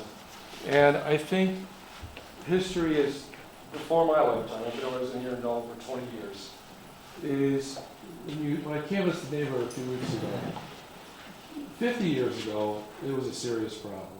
It was the same problem. And there was litigation, I don't know the whole backstory. But you're right, the problem is in front of us again. I praise Mr. Collins for his work and with the idea that we have to come up with a better method of who's handling the issues, who's monitoring, so that the issues don't come up again. If there's a complaint made, it's much more efficient. The game has changed back to where it was 50 years ago. For the longest time, living on Raymond Drive, this area is somewhat close to me that they're digging now. We did have dust on our porch last year. Again, it was dry, but it was more so than recent years. I've spent a lot of time in that back area, but 50 years ago, the neighborhood behind Raymond, the older neighborhood, had issues around blowing sand. I guess it really sparked a lot of negative energy with the citizens back there. and very surprised they were moving back in our direction. So the biggest thing I want to say, and I think there's a lot of mechanisms that are being created to keep this from happening, and that's better managed it all. But the biggest thing I would ask is no permits are granted for this parcel, for any parcel here, until these plans, until these processes are in good order. Who's overseeing, what's the processes. And until that's in place, I think it would jeopardize a lot of things, health being number one of people, to go ahead and say, you know what, go ahead and start digging in a couple months in the spring while we're trying to sort this out. I think it's cease and desist until we sort it out. And again, you sit on boards, I appreciate your work as a public servant, you're elected, and your terms are so long. And unfortunately, just like in school committees, there's a lot of changeover, and there's a huge learning curve. And there's not a lot of opportunities for civil servants like yourself to be trained and up to speed with the whole scope of your work. So I really do, it's a challenge for sure. So until that is, you've got the systems in place, before you grant another permit, I ask that those things are in place. I think there has been some negligence here. There's been some oversight, but the problem is back. And one thing I wanted to say specifically is, you know, my view from Raymond Drive here is, from my back window, if I ever said there should be a wind farm in Dalton, so the area of the pits that is about right here, a little further up, you literally can stand on the rise there, and you can look at Bosquet, and the wind just comes roaring. I mean, I thankfully got trees behind me, but on a normal day, you just see a calm day, you look in the pits, and the wind is just, I don't care what you try to do to remediate, you're not remediating. Whatever you're kicking up is going, and it's going fast, and it's laying back and bruised. So my fear, one, cease and desist right here, but that is granted in the future. The amount of dust that's going to be in the Bruce area, Raymond Drive, they can't contain it. You can't sit out there with a hose 24/7, right? And to Lisa's point, it's residential / agricultural. I think the special permit, they've had this site for the longest of years, for many years, for most of the years, last 20, they've been way over here. We've had all this forest protecting us. Well, that forest, from the dump, you can see it. There's a gaping hole that he was speaking about. That I think just the trees or whatever, there's just an avenue into this neighborhood where the dust, and again, I don't care how big you make the piles. You've got a huge bowl of sand that is just blown. You know, it's impossible. I think it's impossible to mitigate. So as much as they say we're going to do this, this, and that, it's kind of like you asked me right now to contain the snow in my backyard. I don't care what wall you build. I don't care how tall it is. I don't care how many trees you plant. The sand is going to move from that 5-acre parcel of open sand. It's going to move. It's going to move just like on a sand dune on a Great Lake. It's going to move this way. It's going to move that way. You can't contain it. So I think the game has changed. The digging is now here. As I said, I used the word reckless. I used the word reckless because the processes weren't taken care of correctly amongst all the parties. But the amount of sand they took out and how close they were. They're so close to residential now. And that's what really shocked me when I was down there in the pits, when I was reacting to the sand problem. I said, my God, how much work they've done here in the last year. And then it turns out the permit was all that stuff was backwards. So to Lisa's point, sure, I have a permit. I have a Corvette. But as my kids say in my classroom, I can only drive 55, right? So there's laws. I have a sports car, right? They're doing work here. They have the right to do it, but they have a right to take care of what they're doing. I have a right to drive the speed limit in my car. I have a right to not make a loud noise in my neighborhood on a Saturday night at 1 o'clock in the morning. So we're asking them to, when they do have a permit, to follow it. And I'm asking you not to grant them a permit until your systems are in place. And unless your systems are in place, please do not add, because as I said in the earlier meeting, you know, on Patricia site, they have an incredible amount of work. Of course, they're asking for this big grant. There's jobs at play here. I don't want to be the person that says you can't have a job. But at the same time, I want my wife to live the life that she should live and not be cut short because of digging behind us. Again, I think the game in the recent months has changed. And I think it'd be worth a look on your part to go back 50 years, to look at the complaints of the town. I think part of the reason why the Conservation Commission was given that jurisdiction, because to your point, somebody in the town, when they had all this hubbub, somebody in the town had to be responsible to oversee the operation. And over time, that got lost. Yeah, they literally said, I have no idea, you know, we should be able to do this.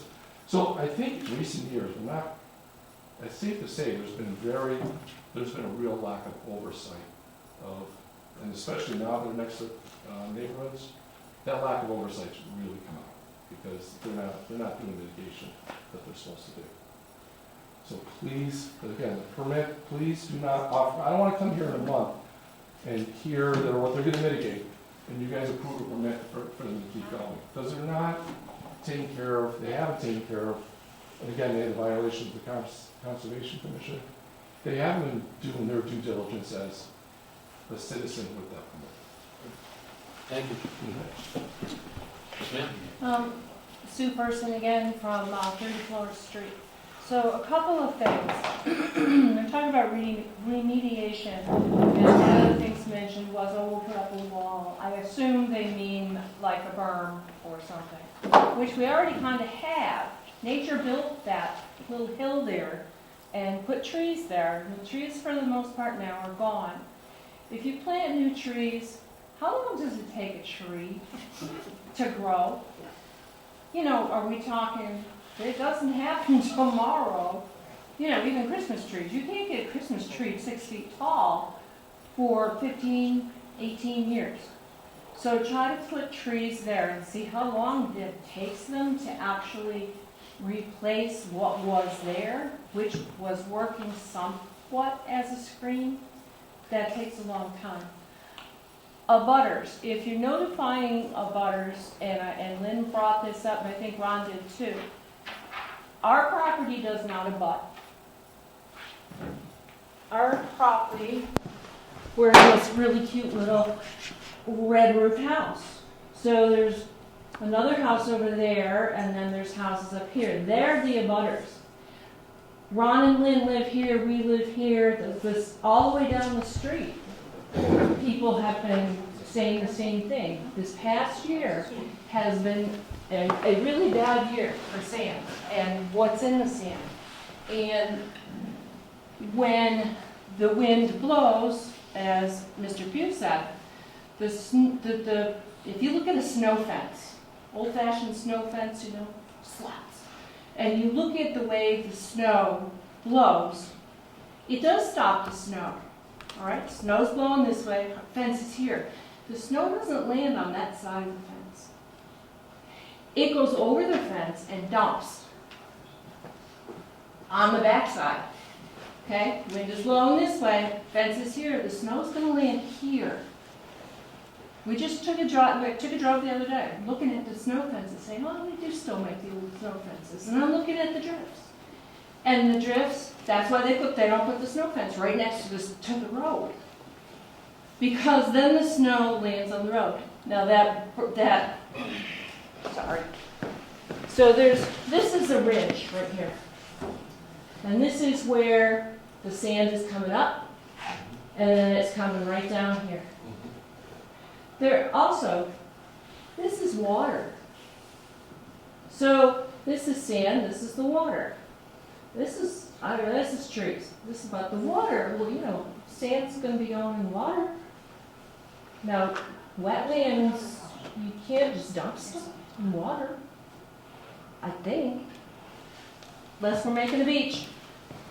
Yes, sir. So just to go back to what you were saying before about the complaints being, or the enforcement of the permits stipulations as far as mitigations being applicable only when a complaint has been lodged. Not only when, notifications. What I was looking for, just to go back, I'm looking for notifications, because this is the first time in front of us this evening. Ron called me a few days ago to let me know he was going to the Board of Health and doing this thing. I said, great, you're following the right chain of command. let me know, I let Yonko know, Yonko reached out to Brian, things happen quickly. I was looking to see how long this was going beforehand, okay? Okay, continue. So, but my point is though, is that, and to your point about what is considered an abutter in this case, because you're talking dust. What is that, how is that definition related to something like this? And whether is that term an abutter in this case really catching all of those that really need to be informed? Good question. Yonko, go ahead. I know we have what is supposed to be notified currently. Yeah. You are supposed to, so the way it works, you notify people within 300 feet. That is the legal requirement for the town of Dalton. I can't possibly know where the dust is gonna, I mean, then should I notify the entire town? No, hold on a second. You know what, Robert, hold on a second, because Robert 300 feet is the legal requirement, and that is what I will be following. Stand by for one moment, please. Robert, the reason we mentioned this, and I see your point here, because we're trying to find a solution that works for this, and maybe this is something different. And Robert, as you go through with these engineers that know more about however we get to the 300 feet, is great for probably many of the things that are notified in the town. But the point you raise is maybe something's needed that, depending on the wind direction or whatever else, there's some larger distance that you've got to follow there. So thank you for bringing that up, because I think it's a valuable point with the snow fence and everything else. That definition applies in this case. I mean, to your point, I get that legally that's what it is, no question there. But what Maybe I'm I'll get you saying, next. For this particular case. No, I understand, yeah. Right, that's all I'm saying. Yeah. So the other thing is I know my wife had comments that she wanted to get, she's on the line right now, so I don't know if you've got a chance for anybody to answer on. Let me do Randy real quick in the back, and then we'll go to your wife. Go ahead. Just to jump on that, about the 300 feet, if I may, with this map here. Ron did this nice map here. If it wasn't explained earlier, these are 300-foot radiuses, okay? I'm right here on the corner of Raymond Drive. That puts us 900 to 1,200 feet away. We've had issues also with film and stuff on our windows. My point in saying that is that... You're on there. I'm sorry? You're on the abutters list. Okay, well, I'm not just speaking for myself, just to address the 300 feet, right? So we have people that are clearly 1,200, maybe 1,500 feet away that are being affected, that in my opinion, they should be. However, we need to include them with these notifications for the future meetings, even though 300 feet is the legal requirement. And to clarify, 300 feet from the end of the parcel line, so that's why it extends, if you look, just it's hard to see on here, but the back part of Raymond Drive is covered, and then it goes up to here in this area, but I understand what you're saying, so it's... So it's 300 feet from the boundary line, of the not parcel. the work area. Correct.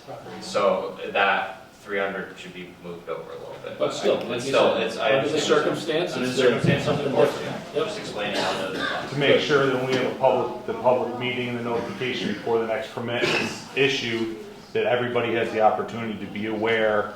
So my suggestion is that there's a way for us to move that radius out so that more people are notified and have the fair opportunity to attend this meeting, be informed, have their say before the next permit's issued. I think that's important. Well, I think, like Robert said, I mean, we need experts in here. You aren't an expert in this, I'm not an expert in this. We need to bring the experts in, and it sounds like your newest select board members on that. So you're very fortunate, you got his cell phone number, his email, and he's very responsive, as is the rest of the crew. So that's a step in the right direction. Your wife is, Yeah, okay. she wanted to, she was on the... Are you able to unmute, or can she unmute herself here? Yeah. And just state your name for us, please. My name is April Van Dusen. I'm at 128 Hale Street Extension. I believe that we are on the about 1,000 feet line. And I have been in this house for 26 and a half years. And I have never seen the kind of dust that we experienced last summer in all of the years that I've been in this house. And we were completely baffled, thinking that, well, it's a dry year. But, you know, after sitting through however many hours this meeting has been going on, and wanting to piggyback off of some other people's points as well, we were not notified of what was being done. So how were we to ever lodge a complaint to anybody in the town of Dalton when none of us were notified that this kind of digging was happening literally trees away from our houses. And after sitting through the earlier conversation with people kind of experiencing something similar to what we are, and that was pre-permit issuing. And so you're saying that this has been going on for like 3 years, almost 3 years, 2.5 years, and we have never had the opportunity to speak about any of this or have our opinions heard, or, you know, find like some kind of agreements before establishing the permit in the first place. And I'm completely baffled, and I think that it's just such a travesty that we're all sitting here not knowing what's happening in our own backyards, and just because it's 300 feet legally, I mean, there were plenty of people there earlier that were speaking that were farther away from that person's business than we are to this mine that's practically in our backyards right now. And they were still allowed the opportunity to come and speak, and we've never had that opportunity. The permit was just issued with the bare minimum people being able to, abutters being able to come and speak about it. And, you know, last year my son, I know my husband mentioned earlier that the friend that is an abutter, they're experiencing health issues with their young, very young children. And our son, who's 10, was also diagnosed with asthma last year, just out of the blue, having breathing problems. And when the neighbor notified us that all of this was happening, it all makes sense. And I just feel like this shouldn't be happening. And I feel so betrayed after 26.5 years of being in Dalton and paying property taxes that go up every year. And we're not even being notified to things that are happening in our own backyard. And I just think that that's appalling. It's appalling. And I don't think that any permit should be issued unless everybody who's in the neighborhood should at least get to speak on it. I think that that's all I want to say for right now. But thank you. I know it's getting late. I can see the irritation on some faces there. So I'll let everybody else get into their comments as well. Thank you. April, thank you for your comments as well. We appreciate them. Yes, sir.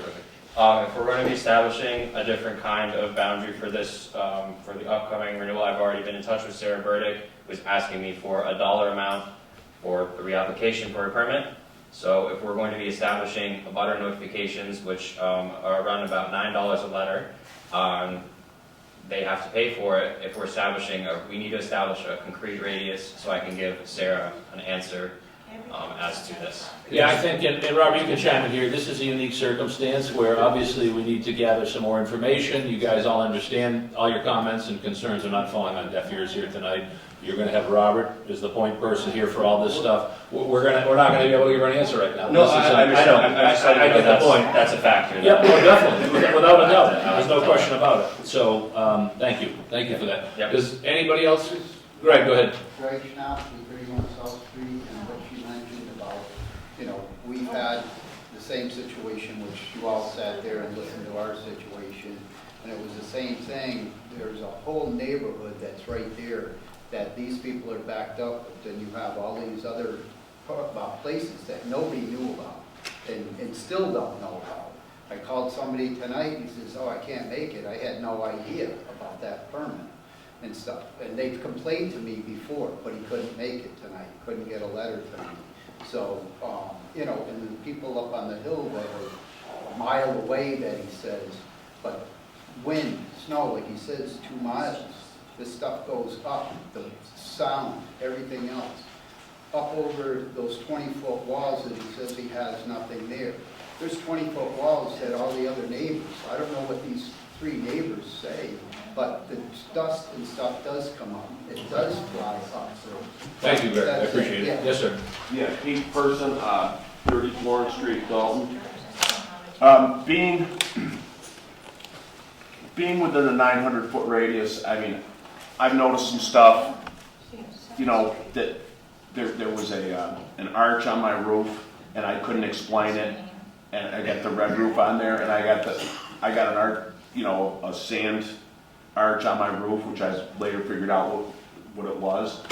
The way the snow comes off my metal roof, you know, so that was the first time I really kind of noticed anything, and shortly afterwards, Ron came and talked to me. Now, that was about a month ago. So, I've been in construction since I was in high school. Working pouring concrete, became an electrician, been an electrician for 40 plus years. I can't drill a hole in concrete without having an attachment to catch silica, okay? So you can't tell me that it's okay to get that much silica airborne, okay? Because OSHA, the safety inspector on a job is gonna come down on us, okay? Probably throw me off the job if I do it more than once, okay? Find the company I'm working with, okay? So you can't tell me it's okay to go dig there. Let things get airborne, okay? Because as Lynn said, things have to be watered. I know it's going to be a pain in the ass to water this stuff, but guess what? That's the way the mop flops. You know, you want to mine that close to something. I worked in there for Collins Electric. I worked in there and said, why are you covering everything over with it? Is there still not gravel here? Yeah, we don't like that sand as much as we like that, is what I was told. Now, that might not be true, but regardless, okay? There was plenty of sand in other places. So let's get as close to the neighborhoods as we possibly can. I don't know, maybe you do boreholes. I don't know how you determine where you're gonna mine. Do you do boreholes for that? To get samples? So test holes, Yeah. Okay, so apparently you like this sand better than you like the sand out in the other part of the pits. Is that fair to say? I'm not here to debate with you. No, Well, this is I'm gonna tell you right now. It's just a question. Comments, okay? Everybody's had time to prepare here. We understand what's taking place. Okay. Give us some time to prepare, them time to prepare for stuff. Make your comments. But what please, I'm and let's asking, move on. alls I'm asking is if it's that hard for me to drill a hole on a job, and I have to follow all the rules, okay? Why can they do what they're doing? They don't play by the same rules because we're under OSHA, they're under MSHA, okay? And every single year, I've been teaching electrical for 17 years now, okay, in high school. Every single year I go over everything with my sophomores when we do OSHA 10 cards, okay? Crystalline silica is one of the big things that they talk about. Okay, one of the major things that they talk about. You can't cut it dry, you can't do all kinds of different things. So I agree with I don't even remember who said it now. If you're not going to play by the rules, don't do it at all. Because clearly watering was right in there. Okay, thank you. Yep. Yep. Brian, they have a cease and desist right now, right? Correct. So they're shut down. So they have a cease and desist, they're shut down, they've stopped working, they have no plans on working further. I believe all this board does, is look at the laws from the state and issue a permit. There is always public comments, there is always the law of the abutters that we address. And to be honest with you, if we heard from any of you, and it's nobody's fault here, there is a big lapse, but as far as any town goes, the zoning enforcement is always the building inspector. You can come talk to me, I can't do nothing, you can go talk to that guy in town, or this guy. You gotta start with the zoning enforcement person, and they take it. If we issue a permit that has checks and balances in it, and we notified everybody, and somebody didn't play by the rules, that there will be a meeting, they will issue another permit with their corrections, and we'll be back here again, but hopefully we can get some more professional people than us. Ron, did you have something? Yeah, just quickly, we're a small town. I can't believe that the boards, I mean, we've been, this is the third board meeting we've had. Okay? Board of Health, Planning Board. Now, in fact, we're gonna go to the Select Board next week. You can tell them we're coming. All You right? just did. Yeah. You got a select board We're member coming. here who knows too, yeah. And I just find it very, very strange that I've always felt, especially in Dalton for all the years I've been here, bad news travels pretty quick. Everybody used to say good news, but bad news travels a lot faster. I find it very strange that people are sitting here saying, all these people know, and you know why? Because they see it every day in their yards, in their screens, right? And their kids are leaving to go to school, and what do they do? They're breathing. Right? We have people in here that have lung issues. John, let me ask you, Well, because we don't want to regurgitate I everything we've heard and I here tonight. It's my apologize. job to keep things moving along. So if you have something new to add, please do. Yes. If not, let's wrap this up. I want to make an appeal to this board to make sure that we don't walk out of here tonight without some action. Clear, decisive, and I appreciate what you're saying. And you guess what? All of us here are going to be watching. And guess what? You can watch, because your building inspector right here, cease and desist, they're not doing the work. That's on public, whatever's been recorded here tonight is going to be put out, hopefully half accurate tomorrow. You have the new select board member here. What else do we need to say right now this evening to clarify what's taking place? Yes, sir. My only point is, to your point, sir, Mr. Davis, about that is, and again, is the rules of bylaws are there for normal circumstances. I think that this one goes beyond that scope. No, and I'm not arguing that point. All I'm saying is we don't have the authority Right. after we issue a permit to take something back. No, We I understand. issue a permit. If they don't follow the rules, Brian's the referee of the game. Brian's gonna say, hey, you do this or you don't. All I'm saying is we've never heard from anybody before. We're trying to get a timeline. We think it's been about a month since everybody's collaborated. And like he says, I don't want to rehash this thing, but everybody on this board, and I believe everybody in this town knows you know, we all do care. It's a problem, and we want to deal with it. That's all. Just quick. Go ahead, Ron. This is something new. I've never heard of this issue in the town of Dalton before, ever. This is new. I guess 50 years ago, there was something I think he said Yeah. as well. But what did they do 50 years ago? Didn't do anything. Not, at least not that stuck from the standpoint of the written law. We're a lot more intelligent now. And I only hope and pray that the people that are in those positions, and I appreciate what you're doing, I appreciate what all you guys do, to sit here and listen to this. We're 2 hours into your bedtime. Thank you, Ron. Yes, sir. There's one last question I have, again, it's added, is if you issue a permit and the permit receiver is not following the rules, and in this case, unlike the other situation where there's a zone industrial, whole different set of issues, ours is zoned agricultural / residential. So if they're not following the rules, you got all these complaints, and you're not quite sure that you're gonna have the compliance there, do you have the right as a board to say, no thanks, you didn't take care of what you needed to do last time? Do you have the authority as a board to say, no more? Right. That's my question. Yes, so as Brian knows and he's nodding his head, yes, because if you read each special permit, okay, it has the information in there as to what the... Because my question is, say, I think, if I'm sitting on your board, sure, and I gave a permit and this happened, and I'm looking around thinking, we gotta clean some things up as far as the communication. I'm not gonna reissue this company a permit based on their previous behavior over the last couple of years, right? Now, my next thought is, all right, Patricia and his grant money goes to the state as he did before, anyone. And I think, again, part of that language to the Conservation Commission was to make sure there was oversight somewhere in our town, so it didn't happen again. But what I worry is, you're telling me, as a board, you could say, no thanks, we've given you a permit, because of its, you have the right to say, no more. Can you do that? Go ahead, you want to cover that? Yeah, as long as everybody follows the Massachusetts law, unless they give us a reason,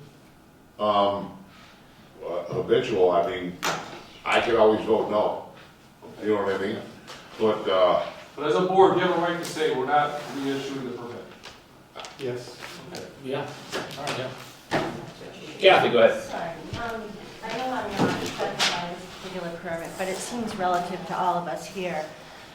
And this gentleman just sort of touched on what I've been wanting to say. Is there some type of a protocol? Is there a bylaw that is determining the position that you take in terms of not being able to enforce it, relying only on the zoning enforcement officer, not having any particular oversight schedule to guarantee that the board is satisfied that all the conditions have been met? It only seems to fall so much on the residents, and we only know what we know, and you folks are supposed to know everything about these permits that are being issued.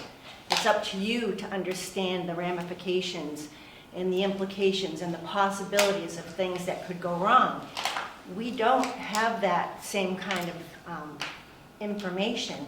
We have to go digging for it. But it makes sense, doesn't it, to have some kind of an oversight schedule, at least annually, before renewing a permit, to be satisfied that what you're about to do is warranted, and that the person who is who has submitted the application and seeking the special permit deserves to have this special permit. Are there bylaws that we should be looking at to understand the protocol that you say is in place here, Mr. Chairman? Kathy, at this point, here's what I'm gonna do. I'm gonna take a note on that, and I'll get back to you, okay? Honest to God, at almost 11 p.m. here this evening, we're all human, and I think that's enough for now. Anybody else with something new? Because I want to make sure everybody feels heard, but we're not gonna regurgitate anymore. Well, I just want to make sure that one thing is clear, and that's, I lost his name. Yanko. Yanko said that he sent out letters to all the abutters. I just want to make sure that everybody's clear on this. They didn't send it out on parcel 10516. Correct. And in that regard, none of us were ever notified. If I may, I sent out abutters letters to the parcels that Berkshire Concrete put on their application form. That is how I got my. Okay, so, and I'm not saying that it was intentionally deceptive, but That's how I know. it was deceptive, maybe not intentionally, is what I'm saying. Well, it was deceptive then on the end of the client with all. So that the affected parties were not notified. Correct. Any other comments, folks, this evening? Okay, thank you. I appreciate everybody's time and comments. Second. Hold on one second here. Yes, we're just flipping over here. Yanko, correspondence? Really long period. Yeah, we have correspondence, but it's just. We'll roll until next month, see if we have correspondence. I can't. Motion to adjourn. All right, are they adjourned or what? Jerry, you still awake? Thanks, buddy. We're adjourned another 8 months. Okay, next meeting, March 19th, 25.